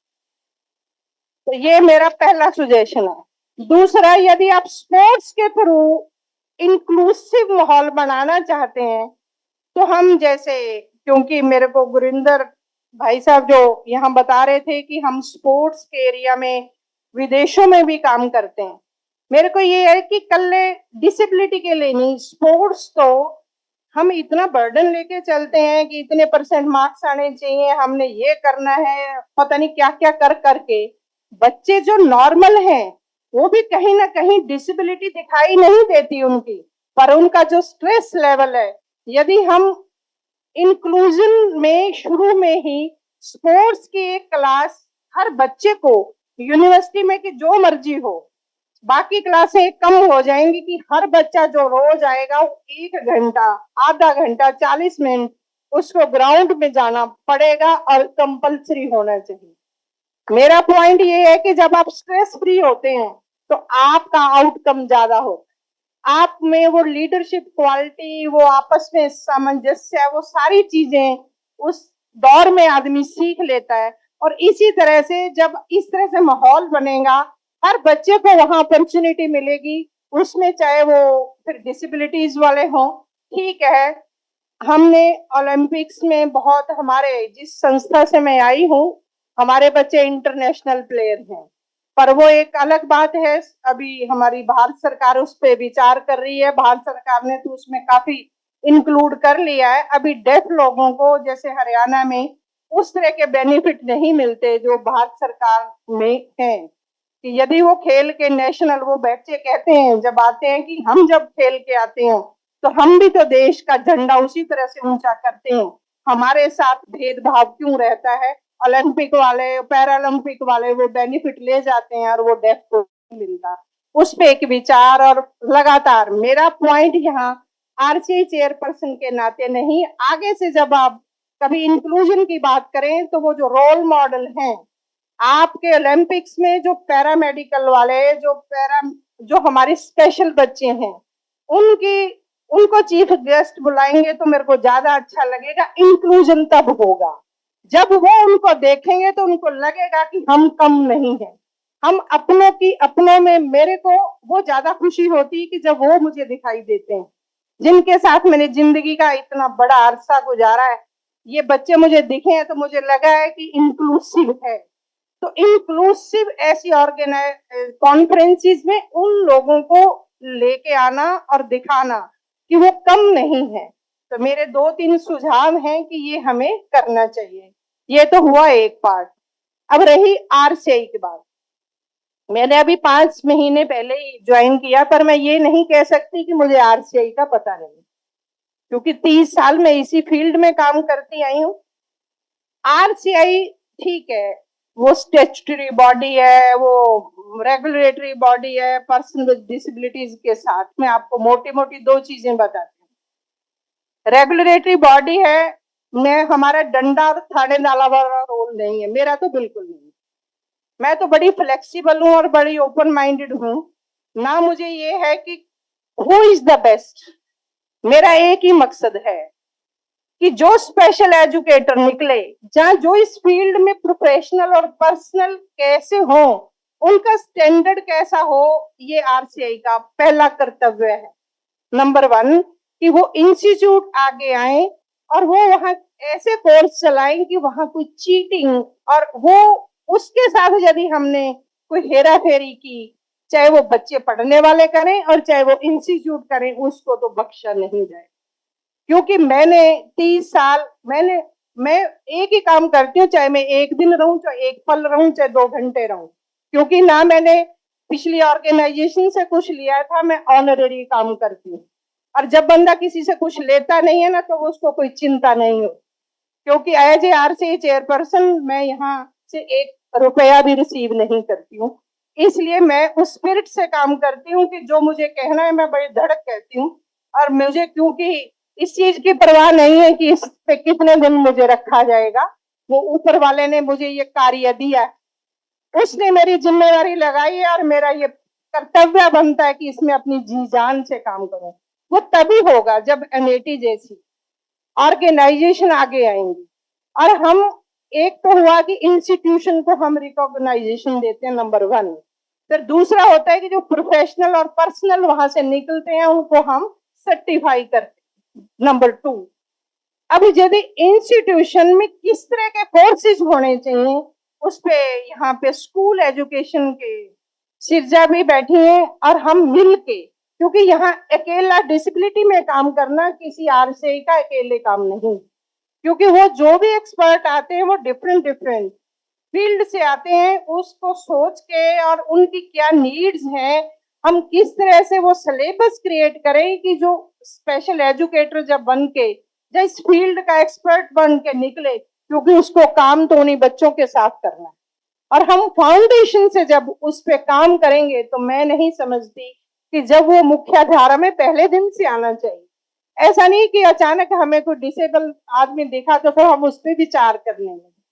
तो इसमें हमारे जैसी रेपुटेटेड इंस्टीट्यूशन है, मेरा एक सुझाव आपसे है कि आप देश में भी हैं, विदेश में भी हैं, आपका बहुत एक्सपेंड एरिया है। यदि एमएटी ये सोच ले कि मुझे एक डिसेबिलिटी पे काम करना है, मैं 10 डिसेबिलिटी की बात नहीं करती। हर स्टेट में हमारी 21 डिसेबिलिटी है, हर स्टेट में 21 यूनिवर्सिटी है। मेरा फार्मूला बड़ा सिंपल सा है और ये फार्मूला मैं लेके माननीय जो भी हमारे मिनिस्टर हैं, चाहे वो एजुकेशन के हों, चाहे वो हेल्थ के हों, चाहे वो किसी भी हो, मुझे कहीं भी जाना होगा तो मैं उसको लेके जाऊंगी, चाहे माननीय प्रधानमंत्री जी से भी ये विचार साझा करूंगी। मेरा मोटा मोटा अभी मैंने आपसे भी करूंगी, हो सकता है कि आप भी इस पे विचार करेंगे, क्योंकि मेरे अकेले का ये डिसीजन नहीं है। मेरा ये मानना है कि कोई भी स्टेट ऐसा नहीं है कि जिसमें प्राइवेट और सरकारी यूनिवर्सिटी 21 ना हो। यदि 21 यूनिवर्सिटी है, 21 ही डिसेबिलिटी है। यदि एक एक यूनिवर्सिटी एक एक डिसेबिलिटी की हैंड होल्डिंग करे, क्योंकि एक यूनिवर्सिटी में सभी तरह के बच्चे पढ़ाना और पढ़ना, उतने एजुकेटर लेके आना, दिस इज वेरी डिफिकल्ट। पर यदि आप एक डिसेबिलिटी को लेके चलेंगे कि मान लो एमईटी ने ये डिसाइड किया कि हम तो क्लिनिकल साइकोलॉजिस्ट वाले कोर्स करेंगे और डेफ की हम हैंड होल्डिंग करेंगे, तो आप उसमें भी बहुत आगे निकल जाएंगे और इसमें भी निकल जाएंगे और आप पूरे स्टेट के मेंटर होंगे। यहाँ मेंटर मेंटी का प्रोग्राम बहुत बढ़िया हो सकता है कि आपकी जितनी एमईटीज हैं उसमें मेंटर और मेंटी का प्रोग्राम होना चाहिए कि हम किस तरह से इनको मेंटरिंग करें, पूरे स्टेट की करें। और ये नहीं कि ये प्राइवेट यूनिवर्सिटी है, सरकारी, काम बड़ा है, इसी देश में ये यूनिवर्सिटी। सवाल ये नहीं है कि इसको करना है और इसको नहीं करना, हमें इस तरह से प्लान करनी चाहिए कि हम ऐसे ही नहीं है कि हम टेक्नीशियन तक ही, वो जो कोर्स मैं देख रही हूँ आरसीआई में, उसमें मेरे से पहले जो मेरे श्रीवास्तव यहाँ बैठे हैं वो आरसीआई के मेंबर सेक्रेटरी भी रहे हैं, पर मैंने जो आके देखा है कि अभी तक जो कोर्सेज हैं, जहाँ तो स्पेशल एजुकेटर के लिए ही लोग आते हैं कि हमें डीएड दे दो, बीएड दे दो। नंबर 2, क्लिनिकल साइकोलॉजिस्ट के लिए बहुत थोड़ी सीटें हैं। अब एनईपी के तहत उसमें बिल्कुल आपको बताना चाहती हूँ कि आरसीआई का एक और हमें जिम्मेवारी मिली है कि बीएससी क्लिनिकल साइकोलॉजी इंट्रोड्यूस होगी 2024-25। जो भी इंस्टीट्यूट लेना चाहेंगे उसके क्या क्या पैमाने होंगे, आप लोगों से डिस्कस करके, कि we are not the expert पूरे देश से हैं और दुनिया से। मेरा ये है कि कोई भी चीज यहाँ हो उसका ग्लोबलाइजेशन में क्या उसके साथ हम मैच कर रहे हैं कि नहीं, क्योंकि अब दुनिया बहुत छोटी हो गई। आज हमारा एक्सपर्ट, आज हमारा स्पेशल एजुकेटर वहां भी जाके उसी तरह से उसकी अहमियत होनी चाहिए कि यदि यहाँ से जाए और वहां चला जाए और वहां वाला यहाँ आ जाए तो कोई उसमें इक्वलेंसी में कोई दिक्कत ना हो। मेरे इसी पे ही मैं काम कर रही हूँ कि हमारे जो प्रोफेशनल हैं और पर्सनल हैं वो दुनिया में अपनी धाक जमाएं। तीसरी बात आ जाती है, मेरे को एक चीज हमेशा परेशान करती है और मेरे को लगता है कि जो भी इस फील्ड से अंदर से जुड़े होंगे तो जरूर करती हो। मैं जब भी 30 साल में जिस भी पेरेंट्स से मिली और उनकी एक ही बात होती है, हम विकसित भारत की बात करते हैं, तब तक हमारा देश विकसित मैं नहीं मानूंगी जब तक इन बच्चों को जो पैदा हुआ और उसके लिए लास्ट हमने क्या सोचा उसको इम्प्लीमेंट किया और उसको मुख्य धारा में रियल में लेके आए हैं कि नहीं, नंबर 1। नंबर 2, जब पेरेंट्स मिलते हैं वो मुझे कहते हैं और मेरे को वो मेरे अंदर तक वो बात, मुझे जब भी नींद खुलती है तो मेरे दिमाग में एक ही चीज होती कि हम विश्व गुरु हैं, हम थे और हम होंगे। क्या हम डिसेबिलिटी में भी विश्व गुरु बनेंगे? क्या हम दुनिया को ऐसा कोई मॉडल देंगे? क्या उस माँ बाप की चिंता कभी दूर होगी कि जब हम नहीं होंगे तो इनका क्या होगा? क्योंकि अल्टीमेटली तो वो जब निकल के आएगा, मैं तब किसी भी इंस्टीट्यूशन का असली मकसद, आप स्पेशल एजुकेटर आप वहां तक वो चीज लेके आएंगे और इसके लिए आरसीआई का जो सहयोग है, आप मेरे को 24 घंटे में कभी भी बुलाना चाहेंगे। आप मेरे कोई, I am not the expert, मैं आपको फिर कह रही हूँ, मैंने आपके अंदर रह के की, मैं एक आम इंसान हूँ, मैं आम ही तरह रहना चाहती हूँ ताकि मैं खास ना हो जाऊं, कभी आम की पीड़ा मेरे दिल से दूर ना हो जाए। मुझे ना पैसे की जरूरत है ना शोहरत की जरूरत है, पर जो वो दर्द है वो पैशन है, मैं जिंदगी भर इन्हीं बच्चों के साथ, इनके लिए ही आरसीआई की चेयरमैन होना ना होना मेरे लिए कोई, फिर मैं कह रही हूँ, पर मेरी जिंदगी जो है 54 ईयर की हो गई हूँ, जितनी भी आगे ऊपर वाले ने बख्शिश करी होगी तो मैं उन्हीं के साथ ही काम करना चाहती हूँ। पर जब तक वो विश्व गुरु वाला वो डिसेबल और डिफरेंटली एबल्ड का रिहेबिलिटेशन मॉडल हम नहीं लेके आएंगे, मुझे लगता है कि हमारे सारे कार्य अधूरे से नजर आएंगे। जब हम अपने आप को कभी सोते हुए बैठते हुए, पैसा ठीक है बहुत होना चाहिए, अरे हो जाएगा तो क्या होगा, आखिर में तो 2 रोटी चाहिए, आप सुकून से जी पाओ, आप जिंदगी में किसी के लिए काम आ पाओ। मेरे को लगता है कि जब हम अपने हिस्टोरिकल और बुजुर्गों को और बड़ों को पढ़ते हैं, चाहे वो विवेकानंद जी हो, चाहे वो गुरु गोविंद सिंह हो, चाहे वो महात्मा गांधी हो, चाहे वल्लभ भाई पटेल जी हो, जितने भी आप हमारे महान पुरुष हुए हैं, उनकी प्रॉपर्टी का कभी उसका साथ में नहीं आता कि उनके पास इतने करोड़ मिलियन थे। वो उनकी क्या सिद्धांत थे, उन्होंने क्या बदला, कैसे समाज के लिए काम किया, अल्टीमेटली जिंदगी में आपके क्रेडिट में वो जाएगा। मैं आपसे एक ही कहती हूँ कि हर बच्चा, हर एजुकेटर, हर जो भी मेरे आज सामने है, वो जिंदगी का मकसद बनाए, उस पर जुट जाए और उस पर लगातार ये कंटिन्यूस जो हमारा ये सीआरई है, इसका मकसद मैं बदलूंगी। ये मुझे ये नहीं है कि वो इतने नंबर इकट्ठे कर लें और वो स्पेशल एजुकेटर का चाहे वो ना करें, पर मैं हर एक टीचर का उसमें देखना चाहती हूँ कि उसने अपने आप को कितना व्यवस्थित और एक कितना पैशनेट है, वो कितना सेंसिटिव है। वो यदि वो नहीं है तो उसका सीआरई वही कैंसिल, उसका सीआरआर नंबर भी कैंसिल करूंगी। I am not that type of person. मुझे ऐसे लोग चाहिए जो दुनिया को बदलेंगे, जो देश के बदलेंगे, और वो लास्ट पर्सन यदि नहीं बदला तो विकसित भारत अधूरा रहे। मेरी आपसे एक ही प्रेयर है, जिंदगी में आए तो कुछ करने के लिए आए थे। आप इनको याद करा करो, भगत सिंह, वो जब इनके देश में जुनून था, जुनून से चीजें बदली जाती हैं। ऐसे नहीं कि हम आए और दुनिया में खाए पिए और चले गए।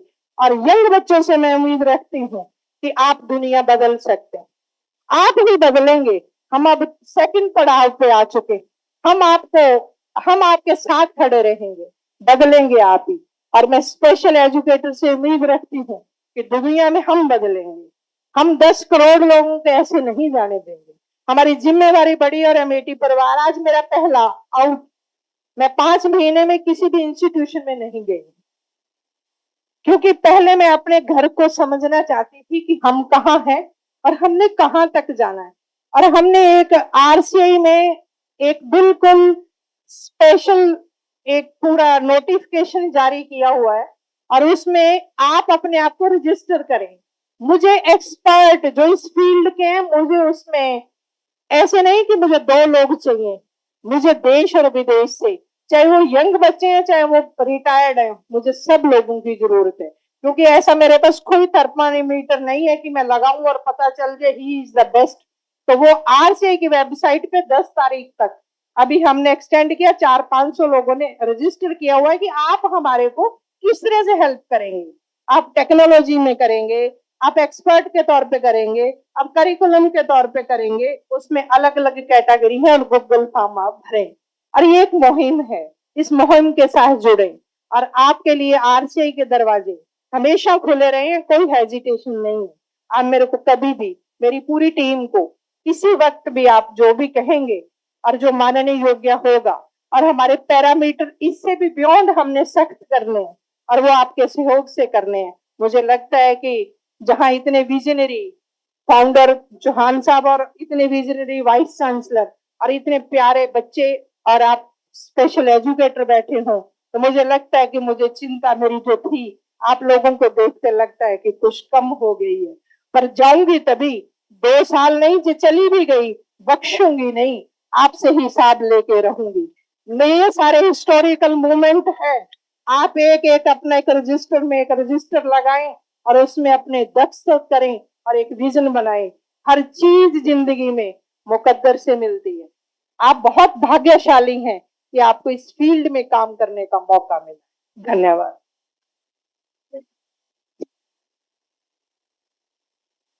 Thank you so much, Chairperson Madam, for such an inspirational address. With a huge round of applause, we thank you, Madam, today for the inspiration you have given us to take the field to the next level. Thank you.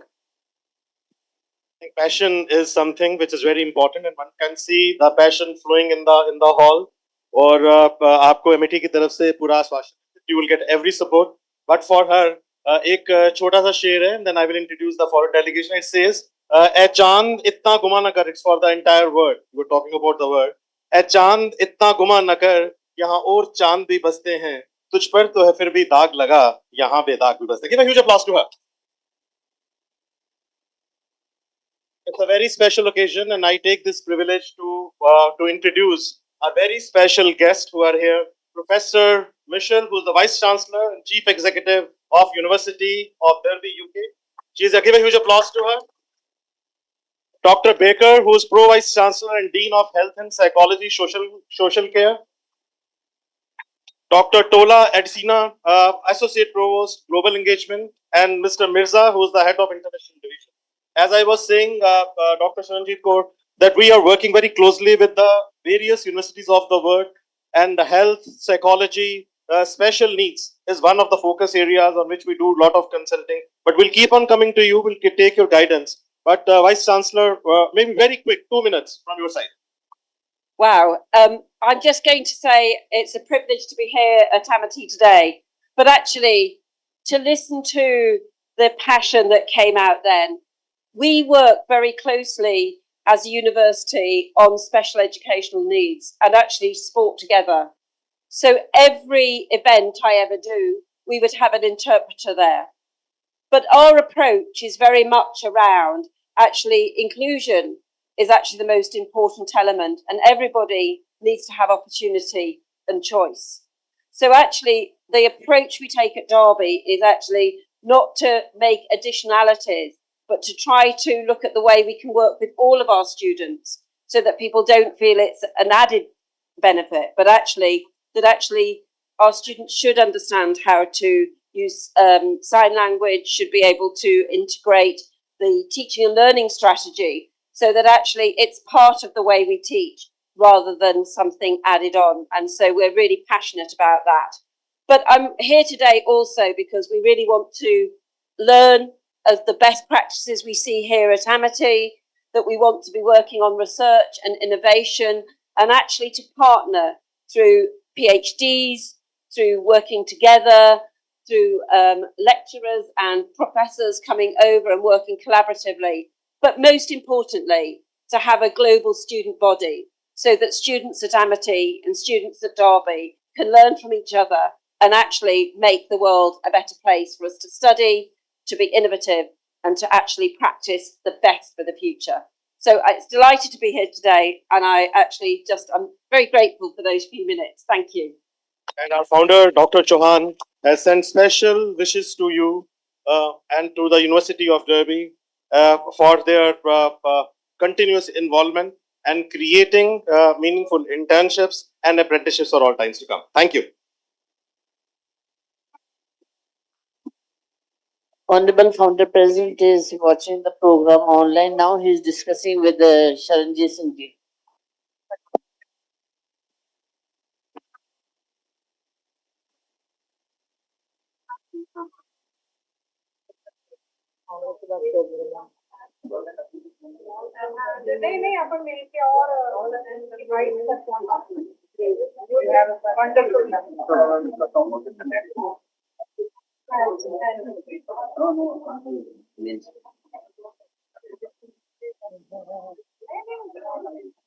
We now have the cultural expression by the passionate dancers with unique abilities of Mata Bhagwanti Chadha Niketan MBCN Noida, which is a charitable school for the differently abled children. May I please invite Mr. Madan, the dance instructor, to give a brief introduction before we see the beautiful dance performance.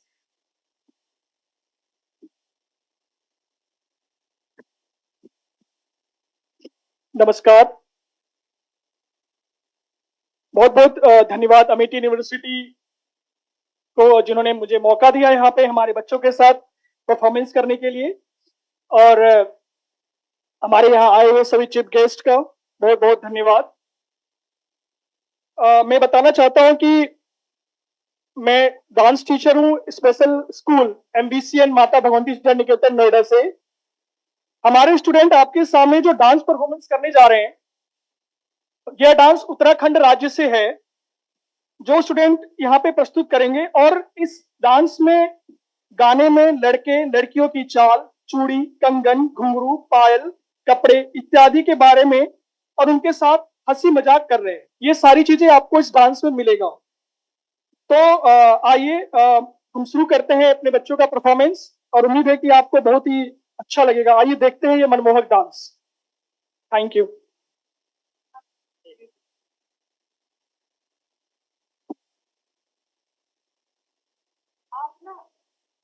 आप इधर आ जाओगे तो उनको इधर भी देखना पड़ेगा। आप इधर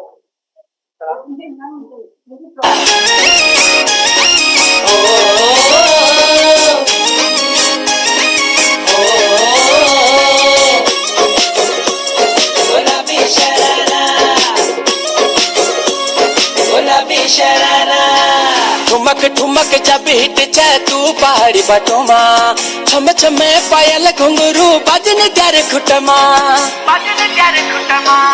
ठुमक ठुमक जब हिट जाए तू पहाड़ी बटोमा, छम छम पायल घुंघरू बजन त्यार खुटमा, लाल त्यार कंगन हाथ में चूड़ी छनहरा, लाल त्यार कंगन हाथ में चूड़ी छनहरा, चुनरी तेरी आए हाय चुनरी तेरी चमकनी गुलाबी शरारा, अरे चुनरी तेरी चमकनी गुलाबी शरारा, शरारा शरारा शरारा गुलाबी sharara,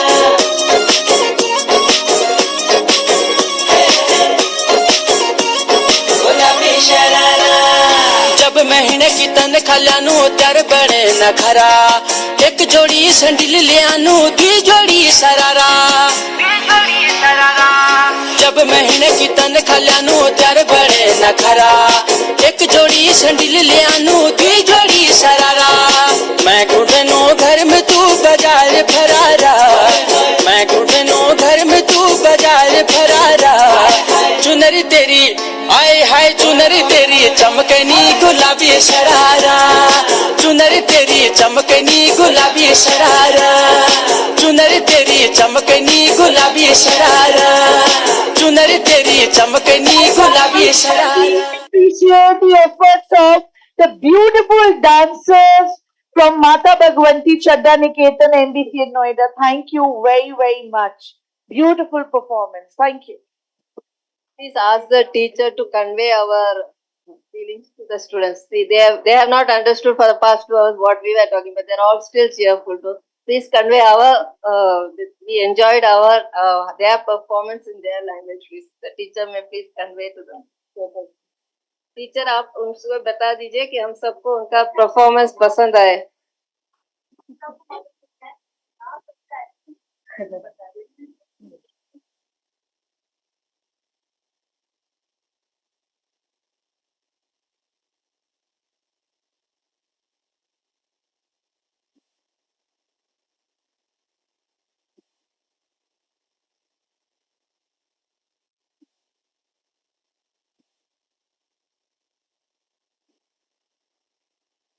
That was a beautiful dance performance.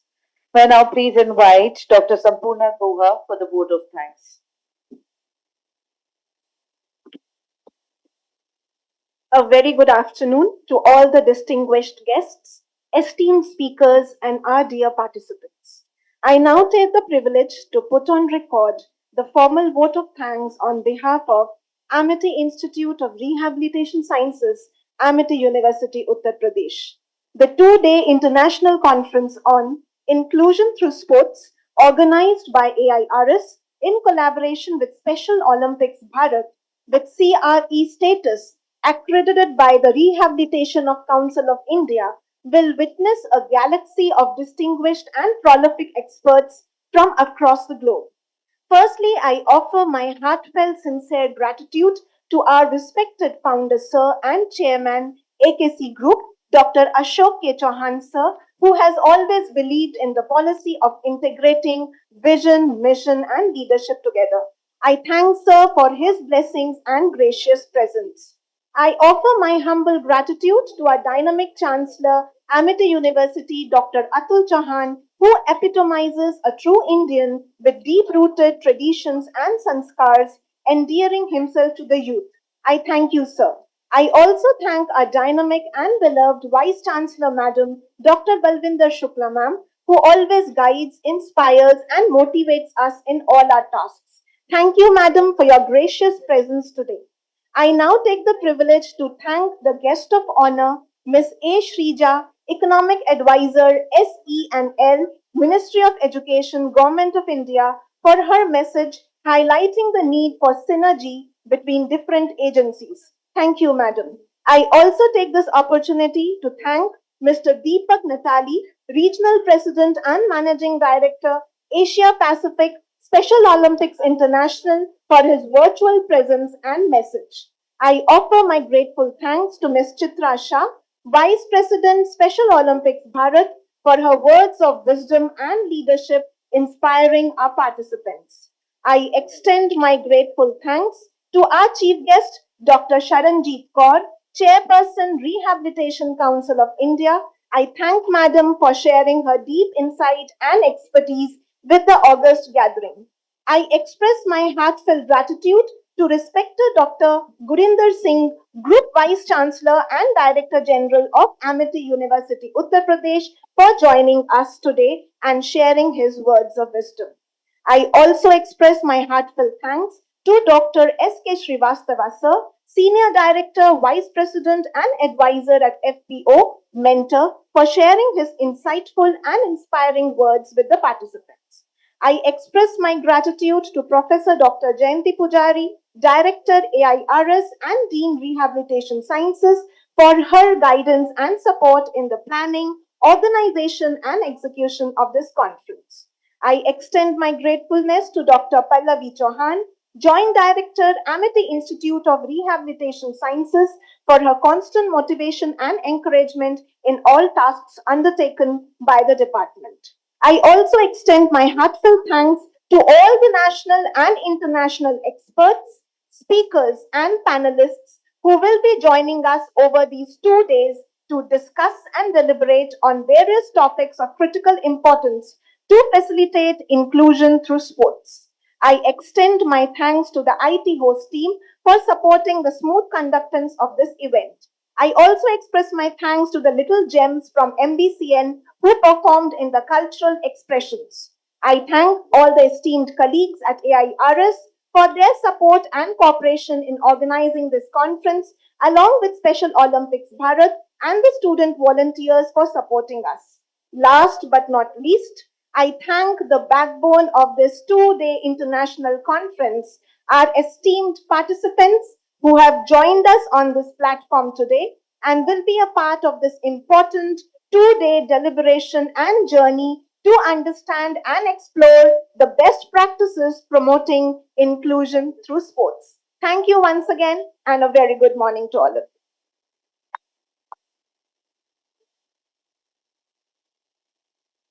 Thank you.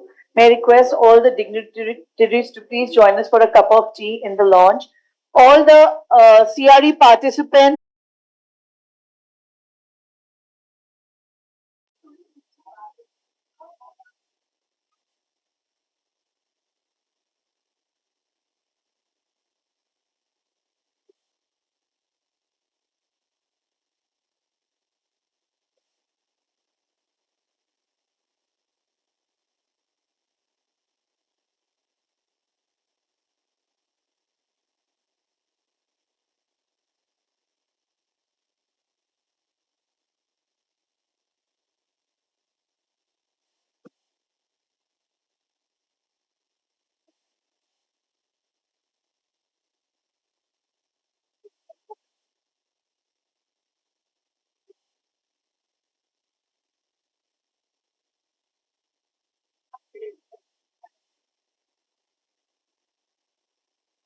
A very good afternoon, dear participants. Requesting all to kindly be seated inside the hall. We are now starting with the session 2 of day 1.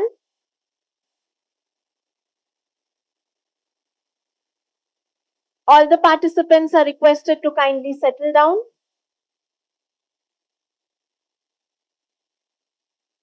We welcome you all to the second session of day 1, which is a panel discussion titled as Developing Effective Partnership for Social Inclusion. Ms. Mukta Narayan Thind, National Director, Organization Development, Special Olympics Bharat, will be moderating this panel discussion. Ms. Mukta is serving as the National Director, Organization Development, Special Olympics Bharat, and has been successful in designing pragmatic plans to upgrade skills and expertise of multiple stakeholders of the national program. Ms. Mukta wishes to apply her expertise to sports excellence as well as various health parameters of the athletes. Her vision unfolds expansion of sports as well as additional initiatives boosting overall growth of Special Olympics Bharat. Ms. Mukta has helped in standardizing the coach education system in India through her rich experience and work culture. She is now a key strategic player for all the initiatives undertaken by Special Olympics Bharat, such as implementing the new scheme for the disabled launched by Ministry of Youth Affairs and Sports. We are delighted to have Ms. Mukta amongst us today, and I now invite ma'am for moderating the session. Over to you, ma'am.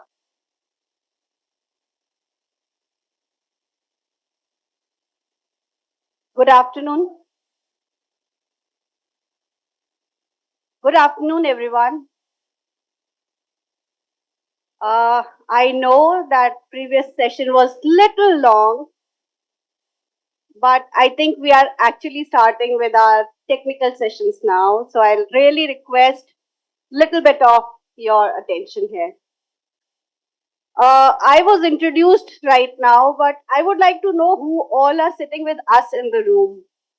So can you tell me how many of you are special educators, coaches, okay, parents, teachers, Okay. So a big group is of special educators. Uh, what do we have for special educators when we talk about social inclusion? I have a panel which is very vast and diverse with me here.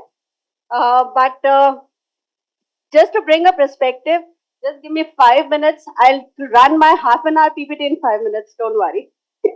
So, has everyone heard about Sustainable Development Goals? Yes, no. Why do we have them? Why do we need Sustainable Development Goals? Anyone? Yes, dear. We've got a student talking about it. I did not add that category. Yes. Please, please, please.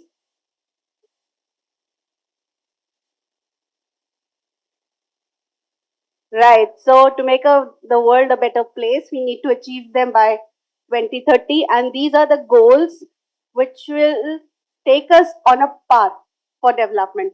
So it takes care of your today and it takes care of our future as well. So that is the reason we have our sustainable development goals. And the last goal, that is the goal number 17, is actually the goal which talks about partnerships. So why do we need social inclusion? We are talking about inclusion through sports. Why do we need it? Anyone? Slide पे ही है यार, थोड़ा सा attention लगा लो. Process to improve opportunities for everyone. The ma'am, RCI chairperson, talked about opportunities, right? So, improving opportunities, developing abilities together. As she said, we needed an interpreter here in front, and platforms to excel to what they desire, not what we think about. So giving that opportunity to a person, that will be social inclusion. And when we talk about understanding partnership, how would you define a partnership? How would you define a partnership?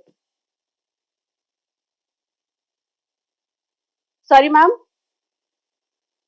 Right? Working together in an equal measure. Anything else? Yeah. Common objectives. Thanks, Neha. So, an importance of collaboration in achieving common goals. That will be the requirement and understanding of the partnership. Why partnership for social inclusion?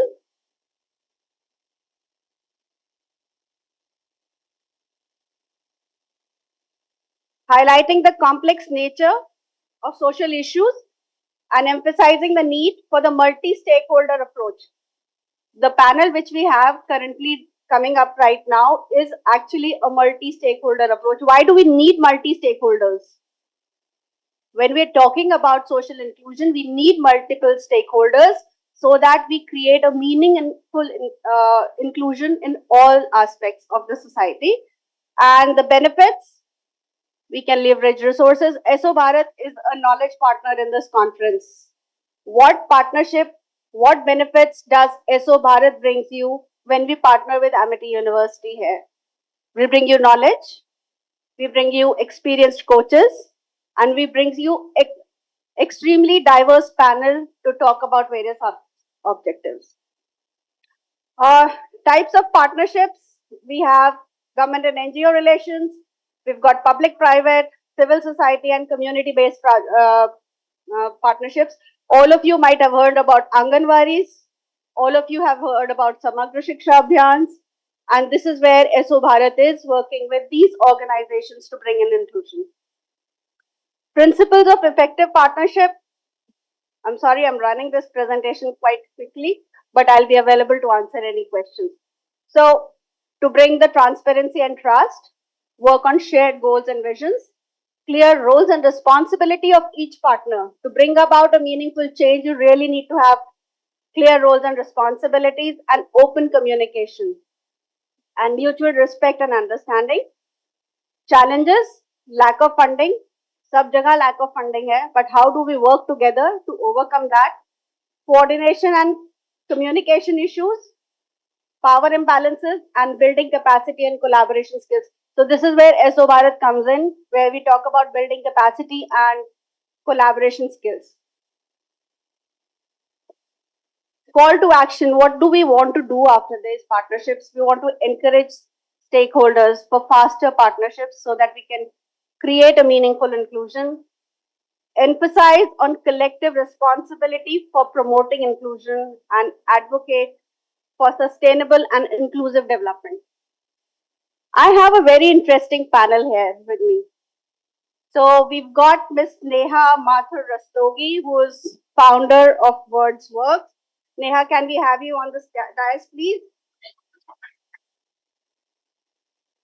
So Neha is actually the founder of Wordsworth Communication Consulting, and she's also on the advisory board of Milan Foundation as an active member of FICCI National Sports Committee. With over 20 years of experience in public relations, corporate brand communications, and media planning, we have started Wordsworth in 2009, and she has been within a short span spearheaded successful communication campaigns for brands ranging from lifestyle, corporate, public diplomacy to sports and sports for development. And I must say that Neha is one champion of Special Olympics who has helped us build our image since 2017, right? We've got Dr. Kalpana Sharma with us.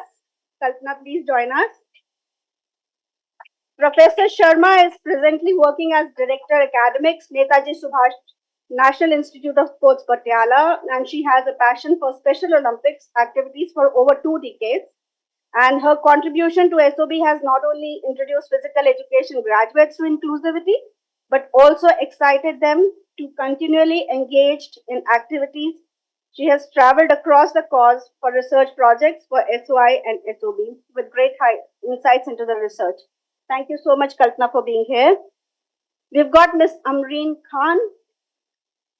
Ms. Amreen Khan is Youth and Citizen Engagement Lead at WWF India, and she's been working in this sphere, and she's a nature lover and spends most of her leisure time learning the art of identifying birds through their calls. Great. We've got Mr. Deepak Nayak. Deepak is a seasoned sports professional with a passion of driving positive change through sports, with over a decade of experience in coaching, project management, competition, oversight, and policy making. And Deepak continues to demonstrate strong commitment for serving people, especially through sports in India. Thank you, Deepak, for being here. And then last but not the least, we've got Mr. Akshay Tyagi.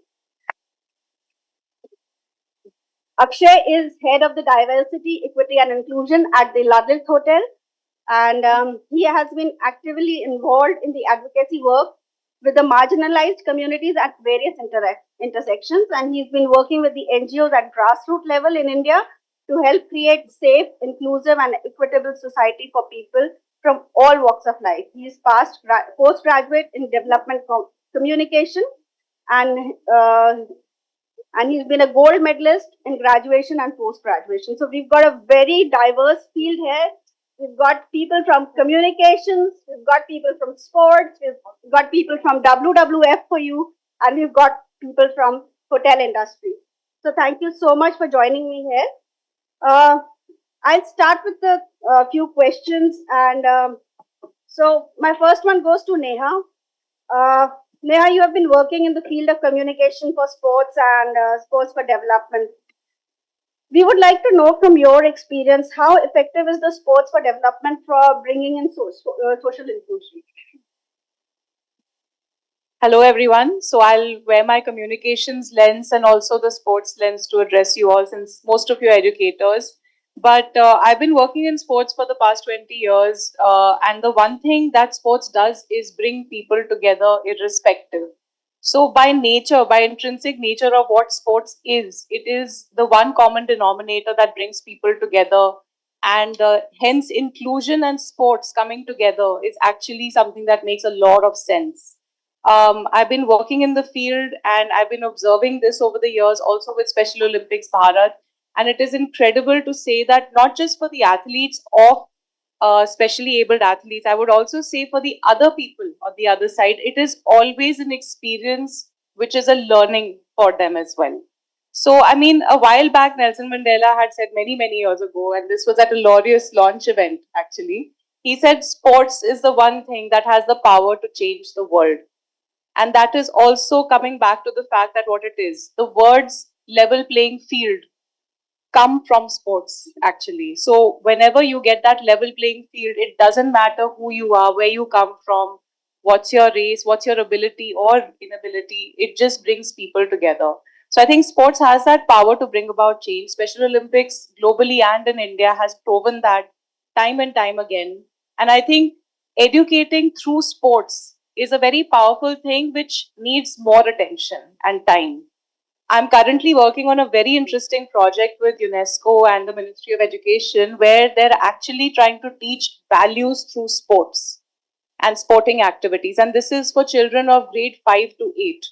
And the three values that they're teaching is inclusion, respect, and equity. And these three values come through sporting activities with young children because at the end of the day, we want to impact their minds. And if they look at inclusion as a way of life from early days on, then I think the purpose is served. So, equally from the athletes and the students with special needs, it also goes to say that sports allows other people to build that sensitivity, and that's what we have observed so far. Thank you so much, Neha. Brought on the theme of our conference. So, my next question goes to Kalpana. She's been working in the field of sports education. So, Kalpana, please share your experience on how unified sports has helped in developing partnerships for social inclusion. Neha has just brought in the point that the Ministry of Education is also working in these fields. So, according to your experience in sports education, how do you think that unified sports, which is a model of Special Olympics, brings about development of the partnerships for social inclusion? Thank you, Mukta, for that, for inviting me, first of all. And I thank the organizers also for inviting me here. Taking on to your question, I think everybody should know, and everybody of you must be aware also. And why this question has to be asked today, it should be a way of life actually. It should not be a question anymore. It should be a way of life. And that's what my answer will be to you. That we should not think about unified anymore. We should always act unified. And if we act unified, that means that yes, we are in for everything. We just heard our RCI chairman speaking hard to us. I think the gentleman next to me, he said, मुझे अमेठी ने पत्थर बना दिया, लेकिन मेरे भी आज आंसू आ गए. So that is what is the power of the work. That is what is the power of doing work with the children is. And as Mukta mentioned that I should share certain experiences, I'm sure since I've been associated with Special Olympics way back since 2005, it's a long journey. और आप बुरा ना माने तो हिंदी में बोलूंगी थोड़ा सा, क्योंकि हिंदी में बहुत दिल से निकलता है, इंग्लिश में आर्टिफिशियल हो जाता है. तो जैसे पहली बार जब स्पेशल ओलंपिक्स में हमें मौका मिला काम करने का, तो एक छोटा सा एक मैच होते थे बास्केटबॉल के उस समय, और उसमें हमारे स्टूडेंट्स को बुलाया गया था. तो as a principal there in that college मैंने कोशिश की कि ये बच्चे जरूर जाएं. ये सोच के नहीं भेजा था कि ये इतनी बड़ी जर्नी 20 साल की बन जाएगी इसके बाद, लेकिन ये सोच के ही भेजा था कि जब भी काम करें तो सोसाइटी के लिए करना चाहिए.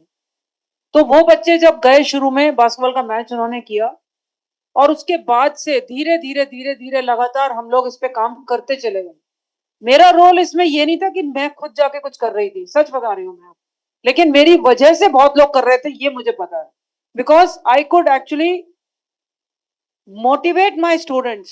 बहुत से बच्चों को ये बताना कि आपको इनके साथ काम करना चाहिए और क्यों करना चाहिए, ये उनको बताना, ये उनको समझाना, और फिर उनको भेजना और इंश्योर करना कि वो काम करके आए.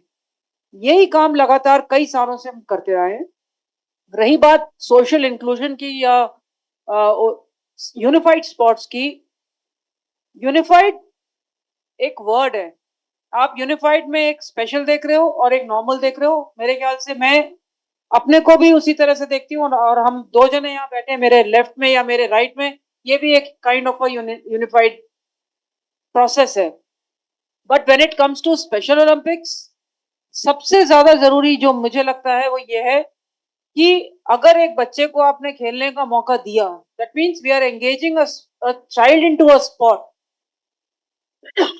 चाहे वो स्पेशल बच्चा हो या नॉर्मल बच्चा हो. अभी मैम भी बोल रहे थे कि नॉर्मल डजंट मीन कि आप में इश्यूज नहीं है, हम सब में इश्यूज हैं.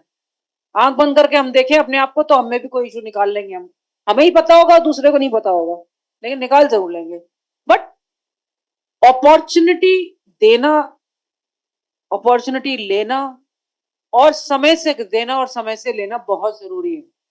अगर हम बच्चों को जितनी अपॉर्चुनिटी दे सकते हैं उतना हमें एफर्ट भी करना चाहिए, टाइम भी लगाना चाहिए. थोड़ा सा कभी कभी खर्चा भी हो जाता है, लेकिन एक मेंटल स्टेट, हमारी तैयारी कि हमें ये काम करना है. मैं ये नहीं कह रही हूँ कि मेरे आगे जो बैठे हैं they are special educators and hence they should do. No, I will clearly submit कि क्योंकि मैं एक इंसान हूं और मैं कर सकती हूँ तो मुझे करना चाहिए. मैं शायद इस भाव से ज्यादा काम करती भी नहीं हूँ, और यूनिफाइड को भी मैं इसी तरह से ही देखती हूँ. Coming back to how we have grown into a unified culture, कैसे कैसे हमने प्रोग्रेस किया, कैसे कैसे हमने क्या क्या काम किए. तो बहुत सारी ऐसी एक्टिविटीज, बहुत सारे ऐसे इवेंट्स, जयंती मैम हमारे सामने ही बैठे हैं, हमने दोनों ने मिलकर बहुत काम किया है यहाँ पे, क्योंकि पहले मैं यहाँ पर ही कार्यरत थी एमिटी में. So we have grown, we have taken a long journey with Special Olympics also, क्योंकि स्पेशल ओलंपिक्स भारत के साथ हम पहले फर्स्ट यूनिवर्सिटी थे एक यूनिवर्सिटी एमओयू साइन करने के लिए. First university in 2017, with that was Amity university. उस समय से लेके अब तक हम लोग ने शायद मेरे ख्याल से पता नहीं 10 से 15 हजार बच्चों को टच कर लिया. इतने बच्चों तक हमारे बच्चे पहुंचे हैं, और हम खुद भी पहुंचे उस पूरी जर्नी में. जैसा मुक्ता ने बताया कि हम लोग रिसर्च में भी थे, तो रिसर्च में ही हम कम से कम 3-4 हजार बच्चों से तक पहुंच चुके थे. तो उसको समझना, देखना, परखना और अपना कंट्रीब्यूशन देना. ये नहीं कि आज मैंने कर दिया और 2 दिन बाद नहीं नहीं बस अब हो गया मेरा, ऐसे नहीं. आई वॉज जस्ट ऑब्जर्विंग आप लोगों को, जब आप सब सुन रहे हो यहाँ बैठ के, जब मुक्ता को इंट्रोड्यूस किया गया था तो सब बातें कर रहे थे, है ना. मुझे बहुत बुरा लग रहा था, मैं धीरे से बोल भी रही थी मुक्ता को, मैंने कहा मुक्ता सारे बातें कर रहे हैं, कोई सुन नहीं रहा. देखिए ये आप आपके लिए है, हमारे लिए नहीं है. ये भी एक यूनिफाइड कल्चर है कि how much are you connected to the thing for which you are actually investing your time. If you do not invest your time correctly, I think the whole purpose goes out. So keep the passion on you, invest your right time, do it with your heart, and enjoy it with a smile. Thank you. Thank you so much Kalpana. वाकई हिंदी से बहुत ही दिल से निकलता है. I agree. तो क्या आप आगे के क्वेश्चंस हिंदी में कर दें? Yes, alright. Okay, so I'll move to Deepak. Deepak John Nayak. He was with the All India Football Federation जब मैं इनसे मिली. And he was part of Golden Baby League, where we were trying to bring inclusion in the football leagues. Okay, so Deepak, you opened arms and included people with special needs. How do you think कि बाकी federation, because you are a sports consultant and you are right now working with ultimate frisbee, which is something new to me as well, but सोचा नहीं था कि ultimate frisbee का भी कोई federation हो सकता है. So how do you think that how open are the federations on including children with special needs into their programs? Because we are, as a Special Olympics, Bharat is also a federation. We are also looking for a lot of federation partnerships to give the professional aptitude, professional training to our athletes. So how do you feel that, how open are they? Thank you, Mukta. Again, thank you for inviting me here. I think this is a very inspiring crowd. We doing a very inspiring discussion today. Hi, everyone. The The simple answer to your question is yes. At least in my experience of working with the All India Football Federation, आप सुन पा रहे हैं? Yes. Uh, my experience of working in the All India Football Federation, there's another sporting body called India Ultimate, which looks after Ultimate Frisbee, like Mukta said. They are very open. Both the organizations, they're very, very open to include. Now, not just include people with different abilities. This could be inclusion of people of different genders, not just male and female, but people from the LGBTQ plus community. This could be people of different ages. They're very open to that idea. But with two examples, I'm going to share the two approaches.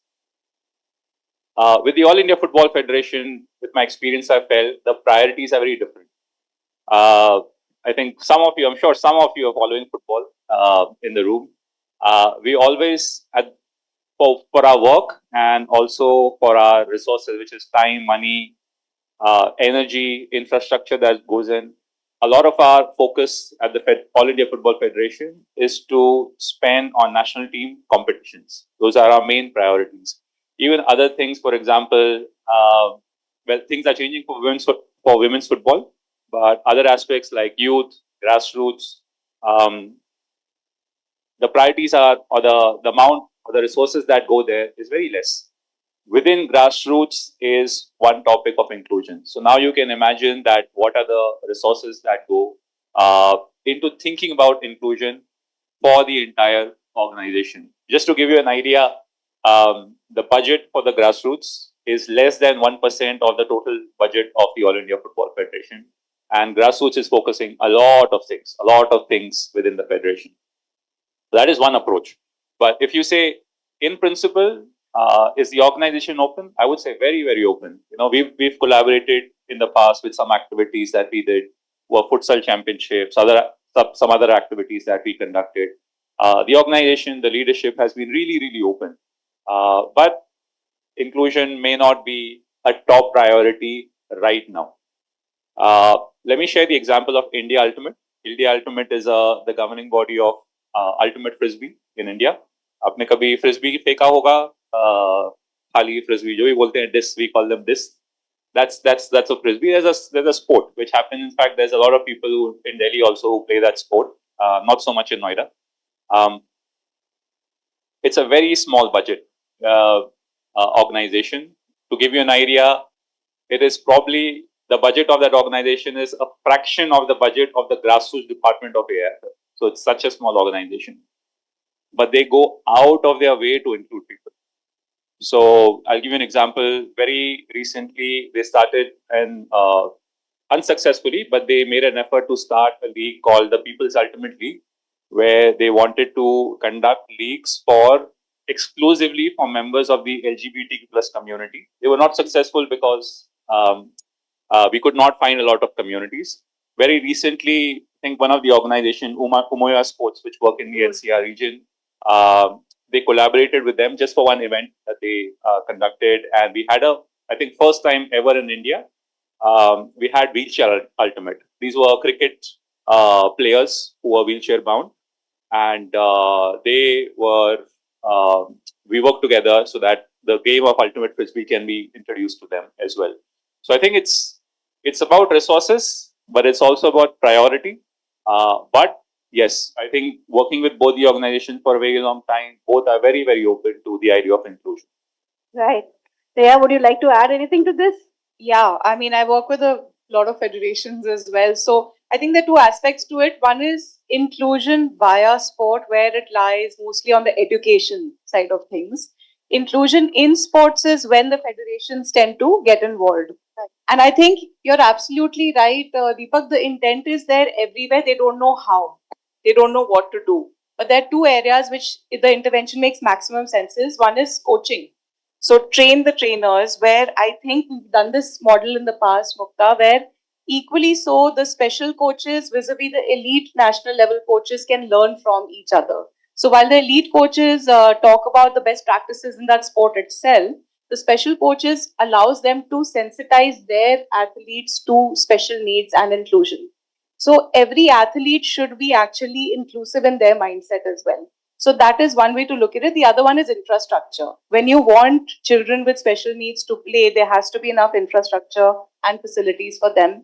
And luckily, we are blessed with the Sports Authority of India having a lot of infrastructure readily available across the country. I think the intent for them to be able to provide that infrastructure additionally to special needs will definitely be there.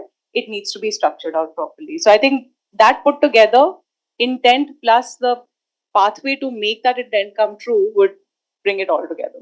Great. Thank you so Can I much. add just Neha. one point? Yeah. Taking forward from what Neha was speaking, and she spoke about Sports Authority of India. So intentionally, I thought I'll just put this point across. बहुत सही है कि sports authority of India के पास काफी infrastructure है. उसके अलावा sports authority of India infrastructure की यूटिलाइजेशन एक इंक्लूसिव फॉर्मेट में कर रहा है. एथलीट्स चाहे वो पैरा हो चाहे वो स्पेशल हो ट्रेन कर रहे हैं.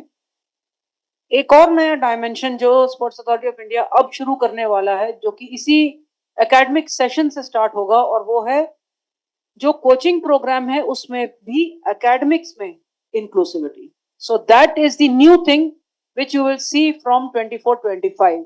जस्ट फॉर इंफॉर्मेशन जो आप सुन रहे हैं, आज की तारीख में अभी भी जैसे उस सुबह बात कर रहे थे जो डेफ एंड डम की, कोचिंग में डेफ एंड डम we have trainees who are deaf and dumb, and we are supporting that in the best way we can.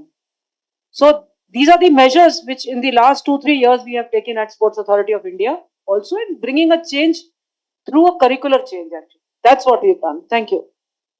Thank you, Kalpana. And we've got one champion who was certified through NIS Patiala in softball. Our athlete, Yes. Shrey, who had won. Shrey Kadyan. Shrey Kadyan, who had won at the 2015 softball at the World Games. And he was trained as coach at NIS Patiala. So that is the inclusion in education. Thank you. So I'll move to Amreen because we've been talking about sports. Yes, our theme is sports, but since we've got Amreen here, with your experience in conserving green spaces, we have had some wonderful workshops done through WWF. And so, how important is it for people with special needs to be part of these initiatives? You have very well included our youth with and without IDs into your workshops. Please. Thank you, Mukta. Hi, everyone.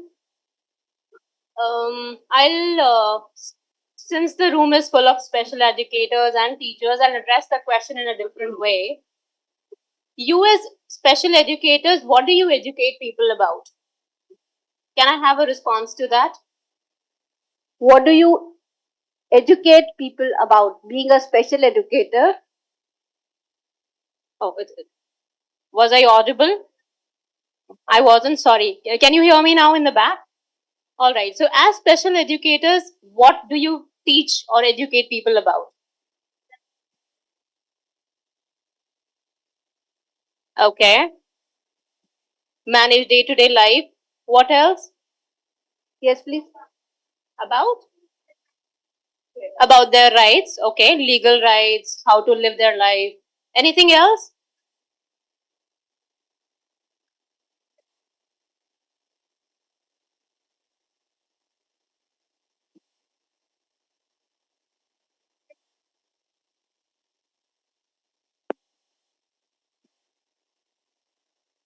Okay. Sorry. So primarily mainstream education remains the focus, yes, right? the primary thing would be that, yes. All right. So I'll quickly share a little story, not too long. Have you heard of Salim Ali? Anybody in the room heard of Salim Ali? He's no more. Like he passed away in 90s only. So he's a renowned, he was known as a bird man of India, an ornithologist, okay? And in 1920s, he used to teach, children or, people with visual impairments, blind children in Mumbai, just about nature.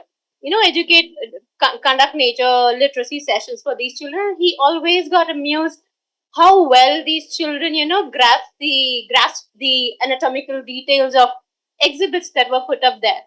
So that was an initiative, and unfortunately, not much is happening because of the reasons you are also telling. As special educators and as organizations who are running programs, focus remains on systems and structures which will suit the major need of people who are coming to us, instead the other way around. Okay, so and unfortunately, it's undermining the fact that people with disabilities are as much consumer of natural resources, right? वो भी उतना ही खाना खा रहे हैं, खाना in the sense, natural fruits which is growing organically, soil है आपका, पानी है, air है. So as much as a person of my age or their age is consuming actual equal amount of natural resources, but when it comes to taking action or creating impact, this, these people or people with disabilities are very conveniently what not neglected, I would say not included, because we are running programs which are meant for specially able. So when I put across this point, it is extremely important that children or people with disabilities get the opportunity to at least learn, to know that we are also consuming natural resources, so that at least they can make conscious choices what to wear. When you're wearing clothes, is it polyester? What kind of consumerism am I following? So hence it is extremely important that children, people with disabilities are equally educated and aware, so that they can, what do you say, adopt a sustainable lifestyle. Thank you so much, Amreen. Yeah. So, as a special educator, your role and responsibility is not only about imparting education, but also developing their life systems and lifestyles on how to be responsible. I'll go to Akshay now, and Akshay is a champion who's been promoting social inclusion at workplaces. Akshay is from the Lalit Hotel. So, what has been the most challenging situation you have come across while promoting inclusive practices? Because it's very easy to talk about inclusion, but when you actually practice it, it is a different ballgame altogether. Thank you. Before answering this question, I think I would just like to correct Kalpana ji, because she said deaf and dumb. I think that's an offensive term and we should instead be using deaf and mute. और जब हम platforms पे आ जाते हैं तो वो responsibility बढ़ जाती है, तो I don't want anybody to go back with that sentiment कि they can use this. Now coming back to your question, see हमारा सबसे बड़ा चैलेंज जो शुरू होता है वो मानसिकता से शुरू होता है कि हम किस तरीके से इस चीज को देख रहे हैं, और वो शुरुआत होती है पेरेंट्स से. क्योंकि अगर आप अपने बच्चे को एक समस्या की तरह किसी के पास लेकर जाएंगे तो उनमें उनके लिए कुछ करने की भावना अपने आप खत्म हो जाती है. तो वो थोड़ा सा हमको एक चेंज लाना जरूरी है. और आई थिंक जब पहले मैम भी बोल रही थी, तो पेरेंटिंग जो है ना वो हमारे यहाँ सिखाई नहीं जाती किसी को. हम माँ बाप तो जरूर बनते हैं, लेकिन किसी को ये नहीं सिखाया जाता कि मातृत्व और पितृत्व की भावना को किस तरीके से बढ़ाना है और किस तरीके को उसका सही तरीके से पालन करना है. और क्योंकि हर किसी के बच्चे की अपनी अलग खामियां होती हैं और अलग उसकी उपलब्धियां भी होती हैं, तो सबको जैसे शर्मा जी के बेटे का मजाक हमेशा उड़ जाता है कि शर्मा जी के बेटे जैसा बनो, उस जैसे वाली भावना को खत्म करना है. हमको समझना होगा कि हमारा बच्चा जैसा भी है वो अपने आप में यूनिक है, उसकी अपनी अलग यूएसपीज है. हर बिजनेस की अपनी एक यूनिक सेलिंग पॉइंट होता है ना, कि उसका उस चीज में एक्स फैक्टर है कि ये उसके लिए जाना जाता है. ऐसे ही अपना आपका बच्चा भी उस एक एक्स फैक्टर के लिए जाना जाता है. जब हम तैयारियां करते हैं लोगों को, तो एक अजम्पशन वाली जो भावना होती है ना, वो बहुत ही ज्यादा हमारे दिमाग में डाल दी गई है. अगर कोई बच्चा बोल नहीं सकता तो वो ये काम करेगा, अगर कोई बच्चा सुन नहीं सकता तो वो ये काम करेगा, किसी बच्चे को इंटेलेक्चुअल डिसेबिलिटी है उसको ये काम करा दो. ये सबसे ज्यादा डिस्ट्रप्टिव और सबसे ज्यादा डिस्टर्ब करता है. जब हमने इस क्षेत्र में काम करना शुरू किया तो सबसे पहला जिम्मेदारी ये नहीं थी कि हमें लोगों को लेकर काम कराना है. सबसे पहली भावना थी पहले हमें लोगों को जानना है. और वो रिकॉग्निशन, जैसे अभी हम बात कर रहे थे, मैम ने बोला कि एक यूनिवर्सिटी के वाइस चांसलर भी अभी ये सवाल कर रहे हैं कि हमने कभी ऐसे लोगों को देखा ही नहीं है जो लोग बोल ना पाते हो. तो रिकॉग्निशन ही नहीं है. और रिकॉग्निशन खासतौर पर जब आप बात करें इंटेलेक्चुअल डिसेबिलिटी की, स्पेशल एबिलिटीज की, तो और कम हो जाती है. क्योंकि जब भी हम डिसेबिलिटी की बात करते हैं तो व्हील चेयर सामने आ जाती है और लोग उसी के इर्द गिर्द सारी डिसेबिलिटीज को देख लेते हैं, जबकि वो संभवतः वो सच नहीं है. और ये हाई टाइम है. अभी हम बात करते हैं इंडिया में 21 डिसेबिलिटीज लिस्टेड है, लेकिन अगर आप ग्लोबली देखें तो ये डिसेबिलिटी काउंट बहुत ज्यादा बढ़ जाता है. बहुत सारी इनविजिबल डिसेबिलिटीज भी होती हैं.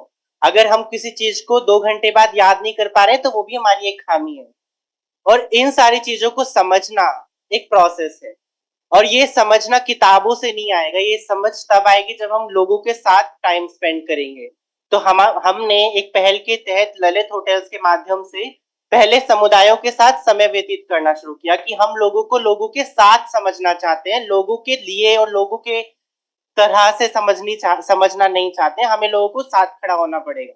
और बहुत ही अच्छा समय ये था कि हम 75 डिफरेंट लोकेशंस पे नेशनल हेल्थ फेस्ट मना रहे थे। अप्रैल 7 2022 का वो वर्ष था और ये कोविड के टाइम पे एज अ रिमाइंडर भी हमारे लिए आया, क्योंकि उस समय जब हम अलग अलग मुहिम चला रहे थे सपोर्ट करने के लिए, तो एक तबका ऐसा था जिसके लिए हम इनएक्सेसिबल थे और वो तबका डिसेबिलिटीज वाला था, क्योंकि बहुत सारे लोग हमें व्हाट्सएप पे मैसेज कर रहे थे लेकिन कम्युनिकेशन में दिक्कत हो रही थी। और उसके लिए फिक्की के माध्यम से, क्योंकि हमारे जो ऑनर है वो फिक्की के पैनल पे भी हैं, तो उनके माध्यम से हमने काफी सारे कदम उठाए भी। लेकिन एज एन ऑर्गेनाइजेशन हमने उस अपॉर्चुनिटी को सीज किया और समुदायों के बीच में अपनी एक बिलोंगिंगनेस क्रिएट करना शुरू करी। इसमें एक सब चीज समझने वाली ये है कि हम उम्मीद करते हैं कि हम पॉलिसीज का गठन कर लेंगे कंपनी में, हम बोलेंगे कि हम इंक्लूसिव एम्प्लॉयर है, लेकिन हम लोगों में पहले विश्वास नहीं जीत पाते, हम लोगों में वो ट्रस्ट नहीं जीत पाते और हम पता नहीं कैसे उम्मीद कर लेते हैं कि लोग बिना किसी बातचीत के सिर्फ हमारे ऊपर आंख बंद करके विश्वास करके आ जाएंगे कि नहीं वहां नौकरी मिल रही है, कर लेंगे। और फिर ये नहीं समझ पाते कि अगर वो जगह अच्छी नहीं हुई, वो स्पेस सेंसिटिव नहीं हुआ, तो आपके बच्चे, हम बोलते हैं ना दर दर घुटना, वो वाली फीलिंग आती है। और सोचिए कि अगर आपका बच्चा बोल नहीं सकता हो और चीजों को उस तरीके से समझ नहीं सकता हो, तो वो कैसे एनवायरनमेंट में अपने आप को सकम कर सकता है, कैसे घुट सकता है। तो इसीलिए हमको सबसे पहले चाहिए कि हम पेरेंट्स के साथ उस बिलोंगिंगनेस को क्रिएट करें, बच्चों के साथ उस बिलोंगिंगनेस को क्रिएट करें जहां पर वो अपने आप को सक्षम पाए। और डिसेबिलिटी एक बुरा शब्द नहीं है, लेकिन उसके मायनों को समझना और लोगों में ये ट्रस्ट पैदा करना कि देखिए मैं इसकी माँ हूं और मैं आपको 100 नहीं 200% विश्वास दिलाती हूँ कि जो भी खामियां होंगी मैं काम करूंगी। और यकीन मानिए हमारे यहाँ ऐसे बच्चे भी हैं जो हमने ट्रेनिंग पे लिया। हमारे यहाँ प्रोसेस भी एक बार समझा दो कि किस तरीके से होता है। हमें पता है कि यहाँ पर बहुत सारे स्कूल्स ऐसे नहीं है जहां पर आप स्पेशल एजुकेशन नीड्स वाले बच्चों को पढ़ा सकते हो, और एजुकेशन की मेन स्ट्रीम हम बात कर रहे हैं, बट अभी वो पॉसिबिलिटी नहीं है, तो वास्तविकता में थोड़ा जीना पड़ेगा। अभी वो एक डिस्टेंट ड्रीम है, तो वास्तविकता में क्या हो रहा है कि अभी वो स्कूल्स पॉसिबिलिटी नहीं है। तो आप without your education being one of those parameters, आप आइए, आप होटल में अलग अलग डिपार्टमेंट्स में एक एक हफ्ता व्यतीत कीजिए। हम आपको 3 महीने सिर्फ एक्सपोजर पीरियड देते हैं। 3 महीने सिर्फ आपको देखना है कि आपको क्या अच्छा लग रहा है। उस अच्छे लगने वाली भावना के हिसाब से हम 2 एरिया शॉर्टलिस्ट करते हैं, क्योंकि देख के अच्छा लगता है, फिर जब काम करना पड़ता है तो लगता है कि नहीं ये तो अजीब है। फिर उन 2 एरियाज में 3-3 महीने के लिए दोबारा ट्रेनिंग के लिए भेजते हैं कि अब आप देखिए कि इन 2 में किसमें ज्यादा मजा आ रहा है। और वो सिर्फ आपके मजे के ऊपर निर्भर नहीं रहता है, हम वापस पेरेंट्स के पास जाते हैं, वापस एनजीओस के पास जाते हैं, वापस ऑर्गेनाइजेशन जहां से बच्चे आते हैं वहां जाते हैं और उनसे पूछते हैं कि क्या आपका बच्चा घर आके कंप्लेंट तो नहीं करता है, क्या आपके बच्चे को कोई चीज ऐसी है जो वो हमसे नहीं बता पा रहा, आपसे बता पा रहा है, या कुछ चीजें बच्चे घर की बातें भी हमें बताते हैं। और ऐसे बहुत सारे बच्चे हैं और हम वापस पेरेंट्स के पास जाते हैं, उनकी घर में दखल अंदाजी करने नहीं, लेकिन बताने कि आपके बच्चे को इस चीज से आहत पहुंच रही है और आपको इस चीज के ऊपर काम करना है। हम इंटरवीन नहीं कर रहे हैं, हम बच्चे को भी नहीं कहते नहीं मम्मी सही है पापा गलत है, लेकिन बच्चे को समझाते हैं कि इसका समाधान आपको आपके घर से मिलेगा, यहाँ पर आपका फोकस काम होना चाहिए। और ये इंटरवेंशंस के माध्यम से पिछले 2 साल में हम 200 से ज्यादा लोगों को अपनी टीम का हिस्सा बना चुके। और इस 9 महीने के बाद हम 11 महीने का अप्रेंटिस प्रोग्राम करते हैं। अप्रेंटिस एक एरिया में होता है। अगर आपको F&B सर्विस में इंटरेस्ट है तो आप F&B सर्विस में काम कीजिए, आपको किचन में इंटरेस्ट है आप किचन में काम कीजिए, और उसके आधार पर 20 से 24 महीने के अंतराल में हम आपको बिना किसी स्किल सेट जो आपके पास नहीं था उसके बिना अपनी टीम में शामिल कर लेते हैं। तो आपको फुल टाइम जॉब जो एक ग्रेजुएशन में 3 साल बाद मिलती है, पोस्ट ग्रेजुएशन में 5 साल बाद मिलती है, हम आपको ये यकीन दिलाते हैं कि 20 से 24 साल के अंतराल में आप हमारी टीम का पूर्ण रूप से एक हिस्सा बन जाओ। और मुझे बेहद ही खुशी है कि हमारे साथ स्पेशल ओलंपिक्स के बहुत सारे बच्चे काम कर रहे हैं, हमारे साथ डेफ एंड स्पोर्ट्स जो एसोसिएशन है वहां के बहुत सारे बच्चे काम कर रहे हैं, जो कि भारत को गौरवान्वित कर रहे हैं। वो सिर्फ हमारी कंपनी का हिस्सा नहीं है, वो देश के लिए गौरव का एक हिस्सा है। और वहां तक की जर्नी में हम सबकी एक भूमिका है। और जब हम चैलेंजेस की बात करते हैं, चैलेंजेस बहुत सारे हैं। चैलेंज में खुद भी हूँ अपने आप में, क्योंकि मैंने भी एक गलती की थी, और वो गलती भी मैं आपको बता दूं। देयर वाज दिस पर्सन जो कि स्पोर्ट्स एसोसिएशन से हमारे पास आए थे, वो बोल नहीं सकते हैं, और उन्होंने मुझे कहा मुझे तो बस सिक्योरिटी में नौकरी चाहिए, मुझे और कुछ नहीं पता, क्योंकि उनका स्पोर्ट्स पैशन है। और मुझे समझ नहीं आया कि एकदम से कैसे उनको मैं सिक्योरिटी में जॉब दे दूं, क्योंकि आप बोल नहीं सकते हो, और यहाँ तो कोई ऐसा होगा ही नहीं फंक्शन, खासतौर पर आप सिक्योरिटी की जब बात कर रहे हैं तो आपको लगता है कि नहीं, बोलना तो जरूरी है, बेसिक नेसेसिटी है उस जॉब की। बट आई वाज लाइक कि थोड़ा सा आप मुझे टाइम दीजिए, I will come back to you. और ये थोड़ा सा टाइम है ना, आपको हमेशा लेना चाहिए, क्योंकि आप इंस्टेंटली जब जवाब देने की फिराक कर लेते हैं तो बहुत गलत हो जाता है, क्योंकि आप किसी के कॉन्फिडेंस को तोड़ देते हैं। तो वो थोड़ा सा टाइम मांगा, 2 हफ्ते सिक्योरिटी हेड के साथ जब जब हम दोनों का टाइम मैच हुआ, पूरे होटल के राउंड लगाए और ऑब्जर्व किया कि जब सिक्योरिटी गार्ड गेट पे खड़े होते हैं ना, लॉबी में जब आप होटल में एंटर करते हो, वो सिर्फ आपको नमस्कार करते हैं, ऐसे बोलते तक भी नहीं है, किसी को कुछ सुनने की भी जरूरत नहीं है, और आप कभी रुकते भी नहीं हो उनके पास। कभी रुके हो गेट पे, कोई नमस्कार कर रहा होता है तो आप वेट रुक के उससे बातचीत करना शुरू कर दिया हो? अंदर जरूर करोगे, बाहर कभी नहीं करते हो। तो वो एक एरिया मिल गया अपने आप, और आज हमारे पास उन्हीं लोकेशंस पे 12 ऐसे साथी हैं जो काम कर रहे हैं। तो ये अपॉर्चुनिटीज हमें ढूंढनी होंगी कि किस तरीके से उसको सक्सेस में तब्दील करना। Thank you so much, Akshay. Yes. Yes. 18 plus. 18 plus.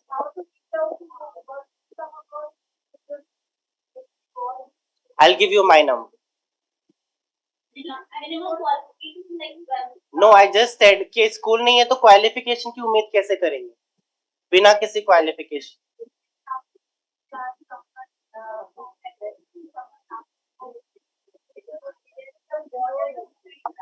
See, we have created this model, but like I said, पहले एक ढांचे की तरह कोशिश कर रहे थे, लेकिन उसमें सक्सेस हासिल नहीं हुई। तो इसीलिए अब डाइवर्स कम्युनिटी के साथ काम करने के लिए डाइवर्स अप्रोचेस भी चाहिए। तो जब आपके बच्चे के साथ हम इंटरेक्ट करते हैं तो उसके लिए कस्टमाइज प्लान बनाते हैं, उसके हिसाब से। हम अपने लिए अज्यूम नहीं करते कि उस पैरामीटर पे सेट हो जाएगा। तो वो individual to individual basis change होता है, और छुट्टियों का, वर्किंग आवर्स का, वो सबका flexibility person to person vary करता है। कुछ बच्चे ऐसे भी हैं जो दिन में 7 घंटे काम करते हैं, कुछ बच्चे ऐसे भी हैं जो 4 घंटे के लिए ही आते हैं, कुछ बच्चे ऐसे भी हैं जो फुल टाइम काम कर सकते हैं। तो वो reasonable accommodations person to person हम लोगों ने रखी है।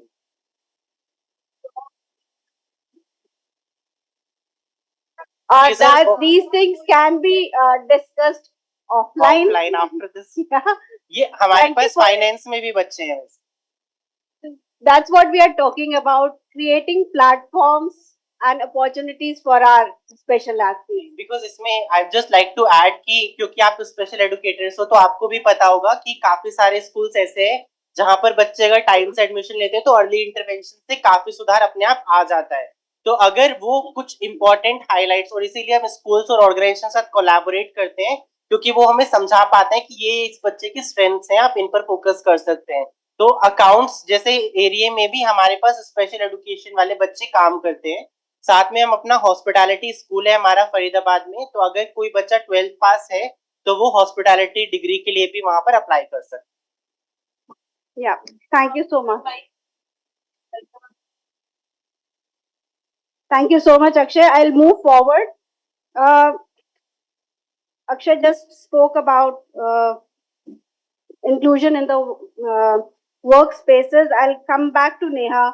And working on partnerships for social inclusion, what are the expectations of people? One expectation we have understood in the workspace, but what about other people and organizations? What is the expectation from them, both the sides? So again, I'll bring it back to sports because that's where my experience is also. So there are two ways that partnerships have been working so far.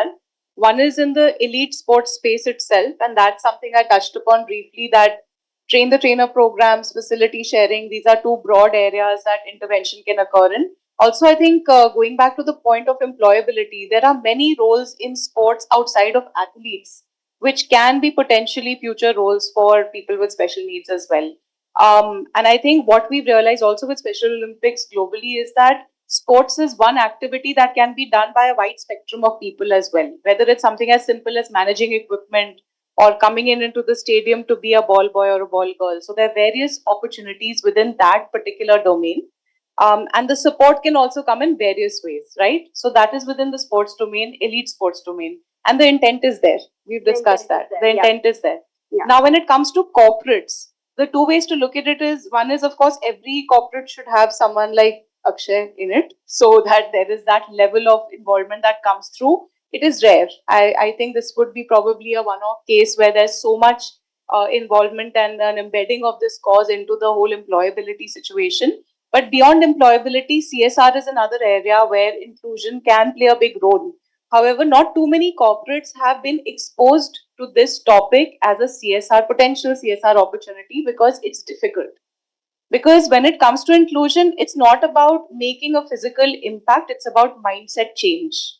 And mindset change is something that they need to work with professionals on it, they need to have a proper program around it, but it can have a vast long-term impact. So I think building that awareness with corporates on the CSR front to adopt inclusion as a topic is critical. They need to understand it first. They're a little low on the understanding curve for that. But what you achieve at the end of the day is a change in mindsets, which is a little invisible and intangible, but very, very important. Yeah. Thank you, Neha. Yeah, we also have some experience with working with the corporates like Macquarie and Herbalife Nutrition, where there is a intent, but changing that mindset of bringing that change, it really, really has required time and intervention at various levels and with various events. So thank you so much, Neha. Kalpana, I'll come back to you and taking advantage of your education background again. So, how can schools adopt unified sports for strategic tool for developing inclusive environment in schools and institutions? We've got all special educators here, and in Special Olympics, we want our special schools to partner with the mainstream schools. So, how can they use it as a strategic tool to bring up the inclusive mindsets? Thank you, Mukta. I think you mentioned very rightly that I should constrain myself only to education. no. So, कोई बात नहीं, उतना ही चाहिए, उतना ही बताएंगे, time भी कम है. देखिए, I think new education policy ने बहुत जबरदस्त एक कहना चाहिए प्ले फील्ड दे दिए हमको, जिससे कि हम किसी भी तरह से एजुकेशन को, चाहे वो पेडागोजी हो, चाहे वो लर्निंग हो, चाहे वो एक्सपीरियंशियल लर्निंग हो, किसी भी फॉर्म में now sport can be a tool. And coming to unified way of learning, I think मेरे को जो बेस्ट चीज इसमें समझ में आती है, ज्यादा ना कहते हुए, कम शब्दों में कहते हुए, कि हमें एक पेडागोजिकल सिस्टम क्रिएट करना चाहिए जिसमें कि sport should be the medium and learning should be in a unified nature. So if we are able to do that, then that will be a very great contribution from the side of us. Us means we professionals who are into education, whether it is Jayanti ma'am from Amity or whether it is somebody else from physical education. I think curricular pedagogy is the answer to what you are saying. And yes, I just want to inform all of you, वैसे सबको पता भी होगा, जहां तक मैं समझती हूँ कि एनसीईआरटी जो है वो एक पूरा लंबा चौड़ा काम कर रही है, जिसमें कि वो स्पोर्ट को एज अ पेडागोजी यूज करने के लिए ही काम कर रही है इस समय. And they are developing complete material कि किस तरह से with effectively using the sport as a tool, subjects can be delivered, whether it is science, whether it is maths, whether it is history, whether it is geography. So this work is already going on, and I'm sure in times to come, this will be created into a unified structure of curricular as well as pedagogy and as well as delivery of the pedagogy through the sport medium. So I think that could be one of the takeaways from this interaction also. In fact, it just struck me in my mind that that could be the way out to it. And Thank you for that question. Thank you so much. Though our partnership is not only focused on education, I must say. So I'll come to Deepak. Deepak, Akshay just said that no skills are required. You can come and find your way in the Lalit, and they work together. So, what do you talk about the sports field? Do the special they do they need some sort of skills before they come to the club, or can they be included? Yeah, I'll always wear the sports management lens and answer from that perspective. I think what Akshay shared is beautiful. Um, I'm not sure if a lot of clubs see their operations or see their club running that way. In India, and again, I'm just sharing my experience with football clubs and ultimate frisbee clubs. Um, Usually, clubs have two approaches. One is an exclusive approach, and one is an exclusive approach, or you could have a blend also. Exclusive is there's a lot of focus on performance, winning competitions, and so on. Inclusive could be how do we grow the sport more, how do we include more people into our program, and elite performance could be a matter of time. That's a long-term approach, and there could be a blend of this as well. Generally, where clubs are right now, we have a slightly myopic idea of what we want to do. The focus is what's going on, what we need to do, what we need to achieve this year, what tournaments we want to win, how do we want to grow revenue, and so on. So, I mean, I'll just give you an idea. I mean, think about coaching on a football ground, which is to my left. If you're coaching and there are 10, 20 players on the ground, we just focused on those players. How can they improve? How can they be better? And so on. But I think sometimes the clubs can think about, okay, we have so many players with us. Who is not there? You know, we have these people here with us, but who has not been able to make it? Why have they not been able to make it? What can be done so that those other people can also come on that football ground? I think that's a thought process that maybe a lot of clubs have not gone through. And a lot of that has to do with, I would say, a top down and a bottom up approach both. Top down is where are the federation making policies so that they, in a way, give the carrot or the stick to the clubs and say, you got to do this. And a bottom approach is do the leaders and the important stakeholders of the club think holistically as to what clubs are. I think those aspects are very important. I think probably the next aspect would be that clubs simply don't know. Yeah. They don't know, even if they want to include someone, and which is not in the, I would, for the lack of a better word, a regular spectrum of people. This could be people who are very old. This could be people who are very young. This could be people of different genders. Right now, since the past 7-8 years, we've become slightly more inclusive towards women, but we have many other genders who do not define themselves as male and female. What about disabilities? What are the different? I mean, we're talking about disabilities, but we know there are spectrums of disabilities as well, which I don't even know about. So, how do the clubs cater to those? Obviously, the first step is to have that holistic view, but I think it's important that some way the clubs find out, or there are people who approach them and tell them that there are ways where people can be included as well. The simple answer to your question is, ideally, clubs should be open to people of all ages, abilities, and gender. However, a lot of times clubs can be focused on a certain priority. Thanks, Deepak. So, adding to Deepak's this thing, I understand that there are some limitations, but if your athletes are playing under Special Olympics, they do have this access. Like we have had a collaboration with Delhi Dynamos, Goa FC, and Orissa Football Club and so many other clubs where the coaches are coming and professionally training our athletes also. So yes, that was actually a top-down approach because we connected and we could get those people and they could be a part of it. So and I must mention that they did train them from the scratch. So the requirement was not any special training which they should have had been part of. I'll come to Amreen. Amreen, we've just spoken about the inclusion of people with special needs. What are the initiatives that have been taken by WWF to make your organization socially inclusive?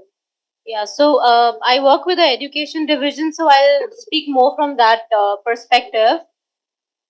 One, we definitely took a lot of initiative with Special Olympics, but before that, we kind of try and create activities which are quite inclusive in nature. In terms of, we have worked with children from marginalized sector, underprivileged children, like even homeless children who do not have a place and stay in shelter. You know, there are shelter homes across Delhi which are run by government. So we take these children out for nature walks. We make them sit in the nature, you know, storytelling or using expression of art or music, you know, listening to the sounds of nature. So these are some of our ways that we are using to educate children about nature, so that, you know, if a child is not literate, at least he can draw. You know, that's something like filling colors into some illustration is something any child can do. So we are resorting to such activities. Apart from that, thanks to Special Olympics, they introduced us to children with disabilities.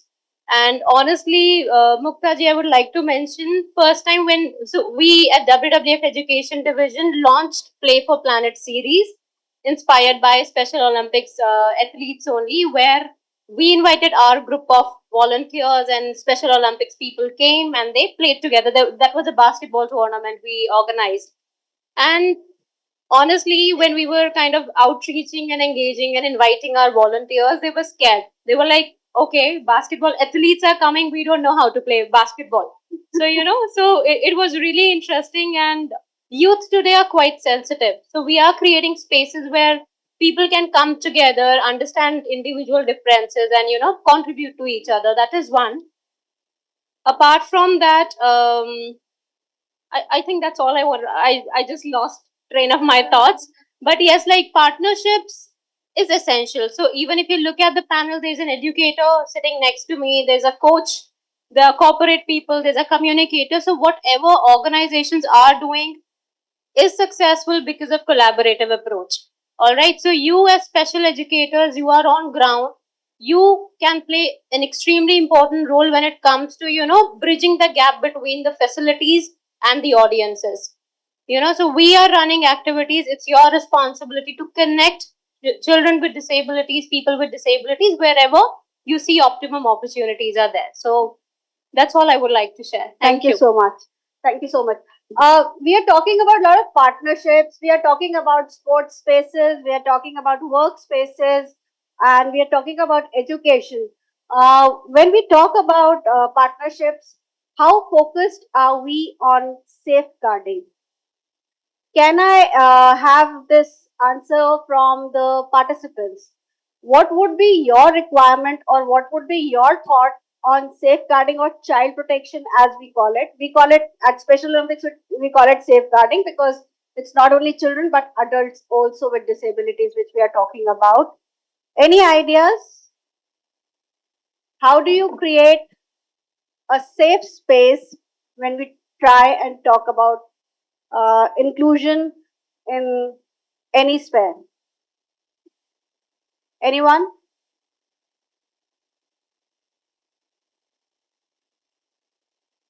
Mindset.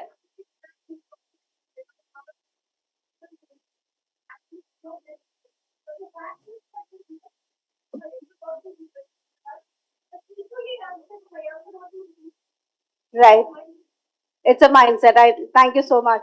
Can I open this question to the panel? How do you take safeguarding and safe spaces when we talk about inclusion?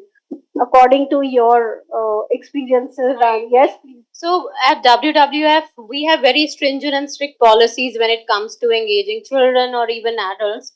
So anybody who is signing up, for instance, if somebody is above 18 years of age, we put forth code of conduct and terms and conditions explicitly.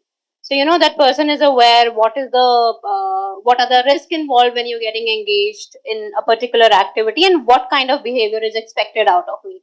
So that includes posh or kind of engaging with female and male counterparts when you're working. So we do have robust policies in place. Similarly, for child protection as well, we have a very detailed child protection policy, and very integral part of it is doing a risk assessment.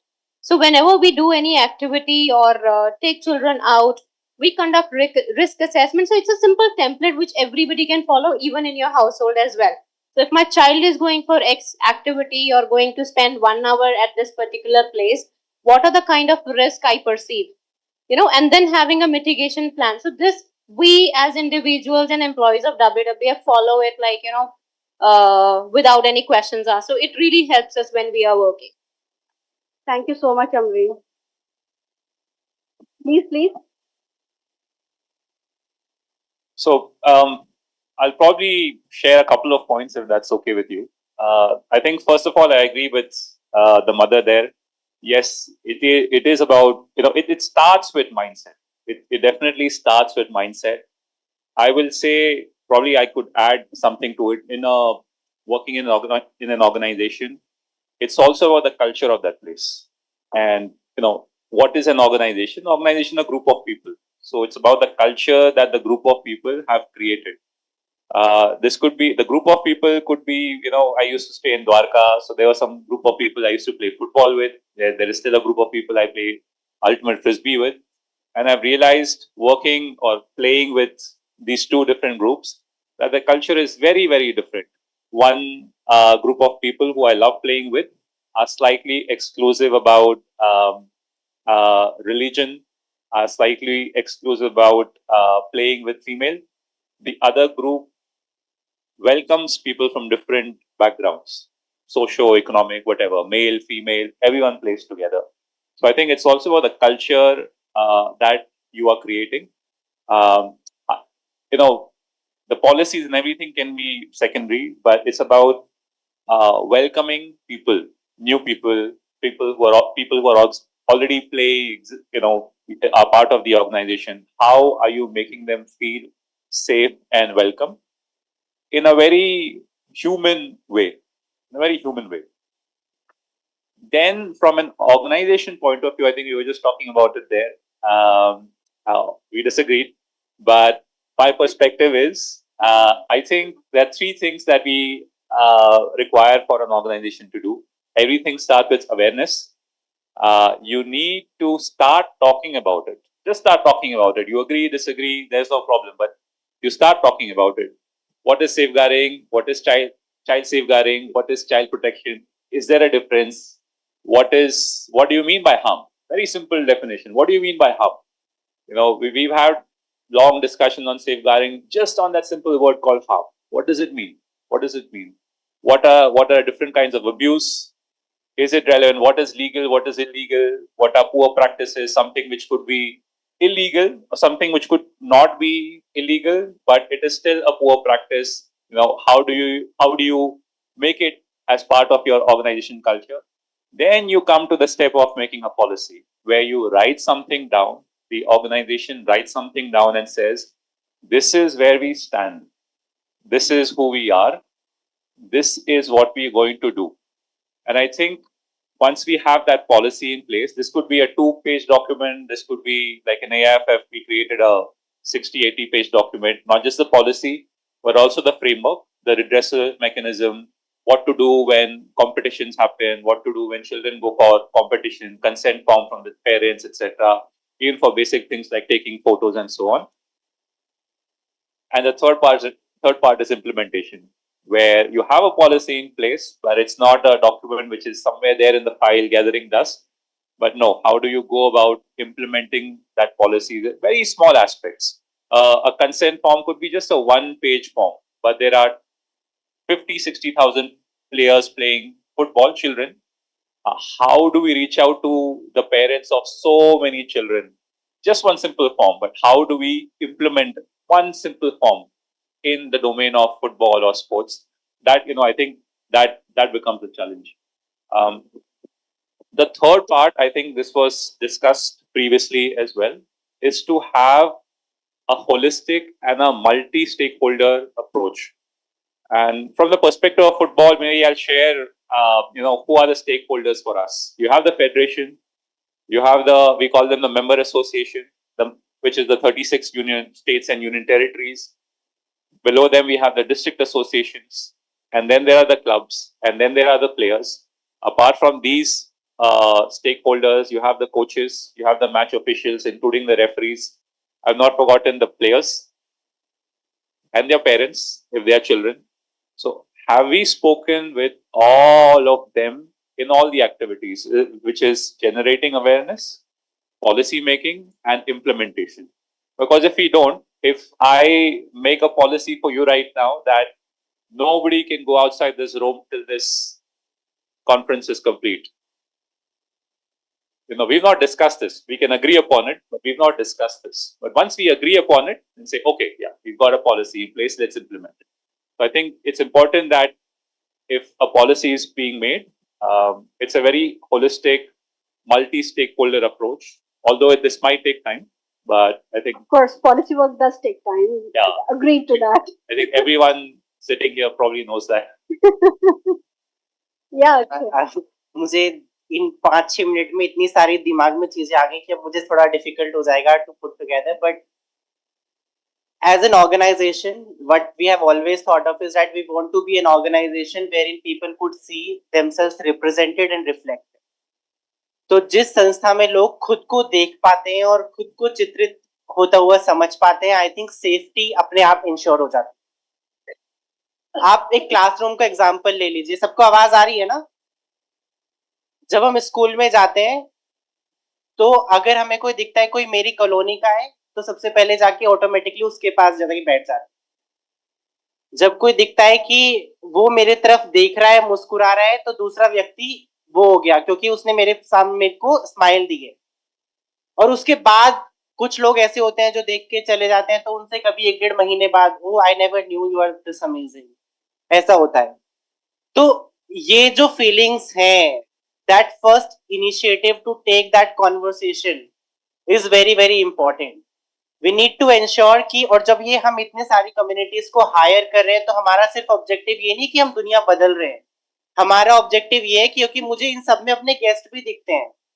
मुझे as a hotel चाहिए कि मेरे यहाँ वो लोग भी आए जो अलग अलग वर्गों से आते हैं और जिन लोगों के लिए बाहर सेफ्टी स्पेसेस नहीं है और they have spending power, they want to spend, I want to see them as guests, और in order to make sure कि भैया वो मेरे यहाँ गेस्ट की तरह आएंगे, तो उनको सर्विस के लिए भी तो मुझे उनके जैसे लोग रखने हैं ना, ताकि उन लोगों को एक कॉन्फिडेंस फील हो कि I am not the only person alone. Hiring के पर्सपेक्टिव में बहुत सारे ऑर्गेनाइजेशंस हमेशा ये बोलते हैं कि एक हायर करके देख लो, नहीं काम होगा तो फिर छोड़ देना, बट ट्राई कर लो। I have always been against this feeling. I have always been like कि अगर हायर करना है तो कम से कम 5 हायर करो, नहीं तो मत करना, क्योंकि आप एक कम्युनिटी क्रिएट नहीं कर रहे हो। अगर आप 2 भी लोग ले रहे हो तो वो एक दूसरे में उनकी कभी लड़ाई होगी तो तीसरा व्यक्ति भी नहीं है जिसके पास जाकर वो बात कर सके। तो हमेशा at least have a group of people, ताकि वो एक दूसरे के साथ अपनी बातें शेयर कर सके, ताकि वो एक दूसरे के पास जा सके, एक दूसरे से बात कर सके। There is this quote, I see you but to see you I must situate myself. मैं तुम्हें देखता हूं, लेकिन तुम्हें वास्तविकता में देखने के लिए मुझे आपकी जगह पर आना पड़ेगा। This is what is missing when we are talking about ensuring safe spaces. हम पॉलिसीज का गठन करते हैं, लेकिन वो पॉलिसीज एक्चुअल में इंप्लीमेंट कब होती है? जब दुर्घटना हो जाती है। But we are talking about fear कि पॉलिसीज होंगी, लोगों में डर होगा और उसके बाद डिस्क्रिमिनेशन नहीं होगा, और फिर हम बाहर बोलते हैं oh kill them with kindness, kill them with love. But why are we not ensuring that the love is powerful enough to overcome all of these policies?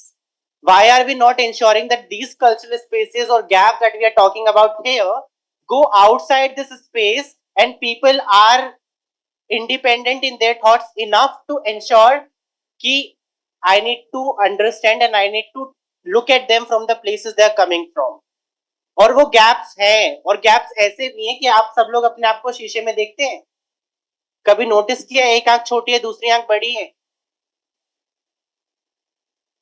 आपने, आपके हाथ है ना ये, इस हाथ में अगर ये रिंग पहनी है तो दूसरे हाथ की सेम उंगली में ट्राई करो, थोड़ा स्ट्रगल हुआ है, डिफरेंसेस हैं, पर कभी इस हाथ से मना किया है कि नहीं तू छोटा है या तू बड़ा है तो तुझसे नहीं काम करना? पार्टनरशिप से करते हैं ना, अपने अंदर की डाइवर्सिटी को अपनाया है ना, अपनी आंखों को एक दूसरे के लिए लाचार तो नहीं दिखाया ना? तो अगर ये डाइवर्सिटी जिसके साथ आप पैदा हुए हो उसको अपना रहे हो तो उस डाइवर्सिटी से भाग क्यों रहे हो जो एक्चुअल में डाइवर्सिटी है, जो प्राकृतिक है, जो इस दुनिया में हमने नहीं रची, हमारे साथ आई है? तो it is very very important the moment we actually get there, ये सारी कॉन्वर्सेशंस निराधार हो जाएंगी, और वो एक सफर है, वो एक डिस्टेंट ड्रीम है, और इसीलिए ये कॉन्वर्सेशंस इंपॉर्टेंट है क्योंकि हमें समाज के आखिरी व्यक्ति को इसकी महत्वता और इसके साथ जुड़ी उसकी जिम्मेदारी को समझाना है, और जब वो हो जाएगा तो सेफ स्पेसेस हम सबके लिए अपने आप तैयार हो जाएंगे। Thank you so much. Sorry?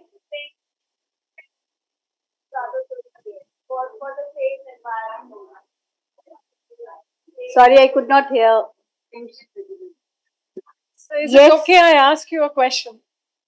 So the hotel industry by definition encompasses dark areas, closed rooms, being alone with people.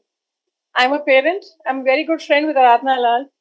I'm very good friends with Dr. Shraddha at your institute. I've been sending students to them. I've never sent my own daughter.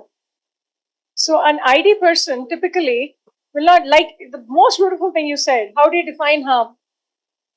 An ID person doesn't understand abuse. He's so keen on, getting validation that abuse is welcome.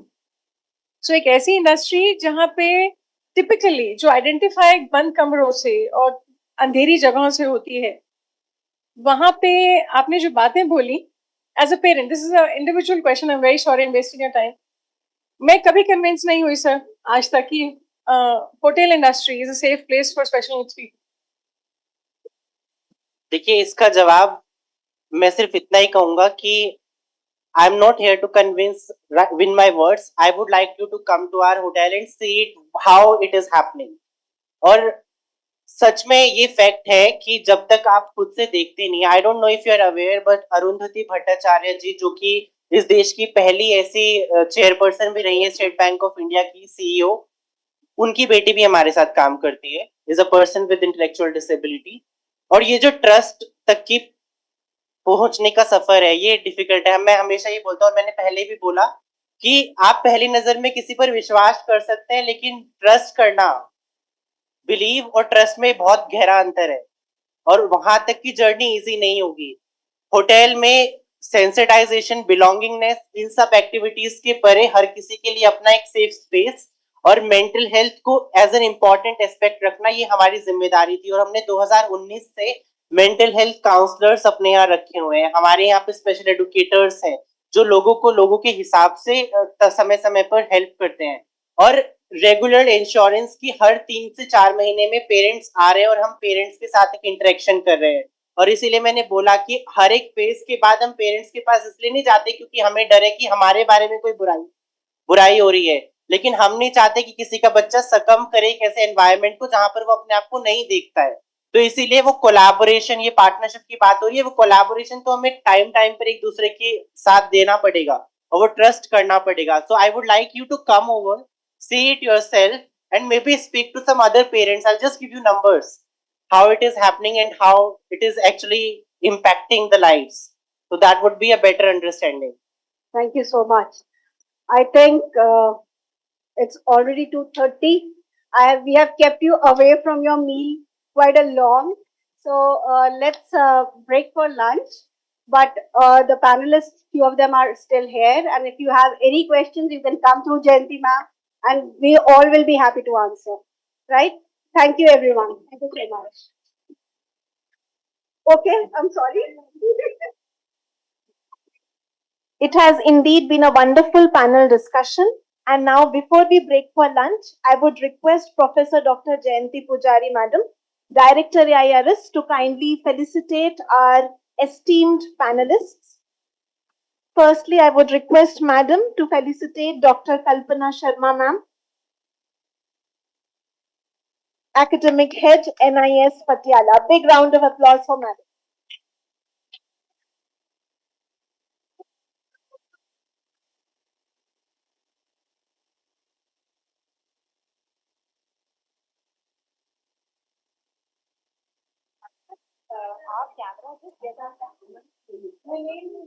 Thank you, ma'am. Now I would request Madam to felicitate Ms. Neha Mathur Rastogi, Wordsworth. Thank you so much, ma'am. I request Madam to felicitate Ms. Ambreen Khan, WWF. Thank you so much. Now I request Madam to kindly felicitate Mr. Akshay Tyagi, the Lalit.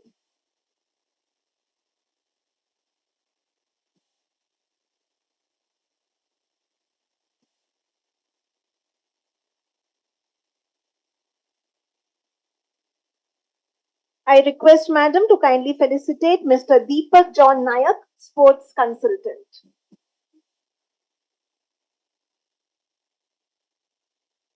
And last but not least, I request Madam to felicitate our moderator, Ms. Mukta Narayan Ma'am, for moderating the session beautifully and giving us and imparting a lot of important messages for our participants. A big round of applause for Ma'am. Thank you so much, dignitaries. Now I request all the participants to kindly break for lunch. It is behind the hall. And you have to reach back in 40 minutes, please, so that we can conduct our other session seamlessly. Requesting all the participants to come back in 40 minutes. Please have a hearty lunch.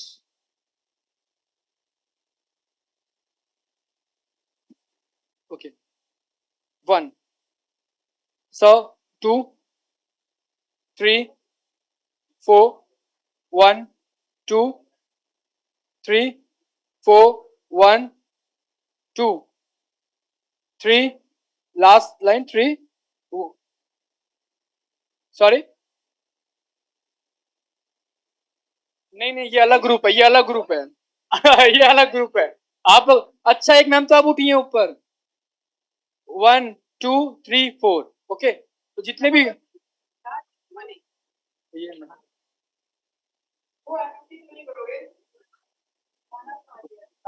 बहुत अच्छा आप activity अगर चलेगा तो अपने अपनी तरह से पार्टिसिपेट कीजिएगा। You will enjoy. Okay so जो लोग अभी आए हैं मैम आपका नंबर है 1 ओके और आपका नंबर है 2 मैम आपका नंबर है 3 और आपका नंबर 3 और आपके साथ जो है इनका 4 ओके।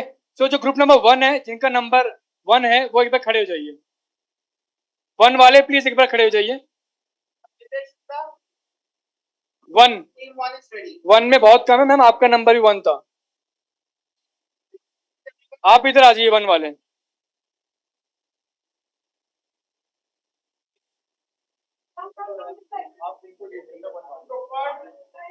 ग्रुप 1 के साथ आ जाइए।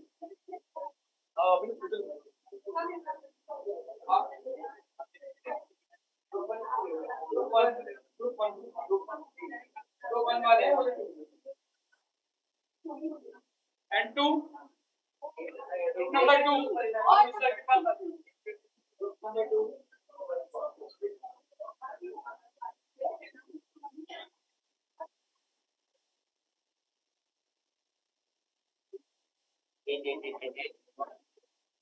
All participants, just a small information update for all of you. We will be sharing the evaluation form. We repeat, we will be sharing the CRE evaluation form on the WhatsApp group.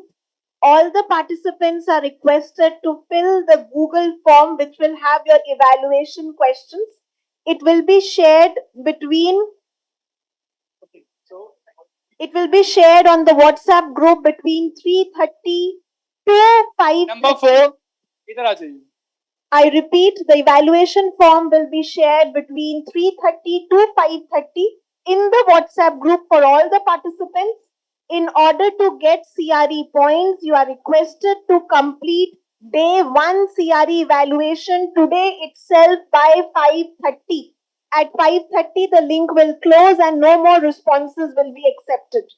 Two important criteria for CRE participants. Number 1, to sign daily attendance sheet, and number 2, to complete the evaluation of that respective day by 5:30 of that particular day. So day 1 evaluation sheet will be shared today. Day 2 will be shared with all of you tomorrow. Thank you. Okay, I request Abhyuday Shukla to help them up to the yoga hall for team number 1 and 2. Yeah, and we need one leader from each group. From group number 1, who's gonna be the leader? What's your name, ma'am? Khanna. Ritu Khanna, ma'am, is the leader for group 1. अरे ताली तो बजा दो इनके लिए. Very good. Leadership. Group 2. Group 2, who's gonna be the leader? Oh, very good. Sonal. Sonal ma'am के लिए एक ताली. Very good. Group 3. Group 3. Who's gonna be the leader?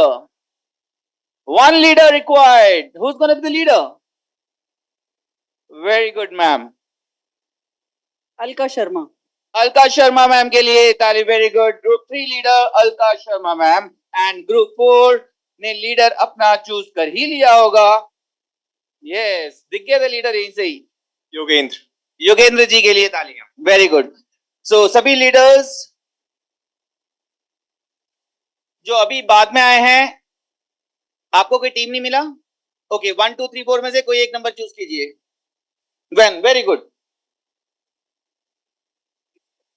तो मैम, क्या मैं आपको 2 में रिक्वेस्ट कर सकता हूँ? 2 में स्ट्रेंथ कम है. 2. Yes, absolutely. Okay. बाकी 4 में जो नए आए हैं और मैम हाँ सर आप you can be in team 4. Please help them up. Okay. We have our youth leaders, Abhyuday Shukla.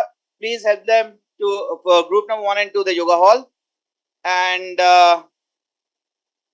Pulkit, lead 3 and 4 to the yoga hall.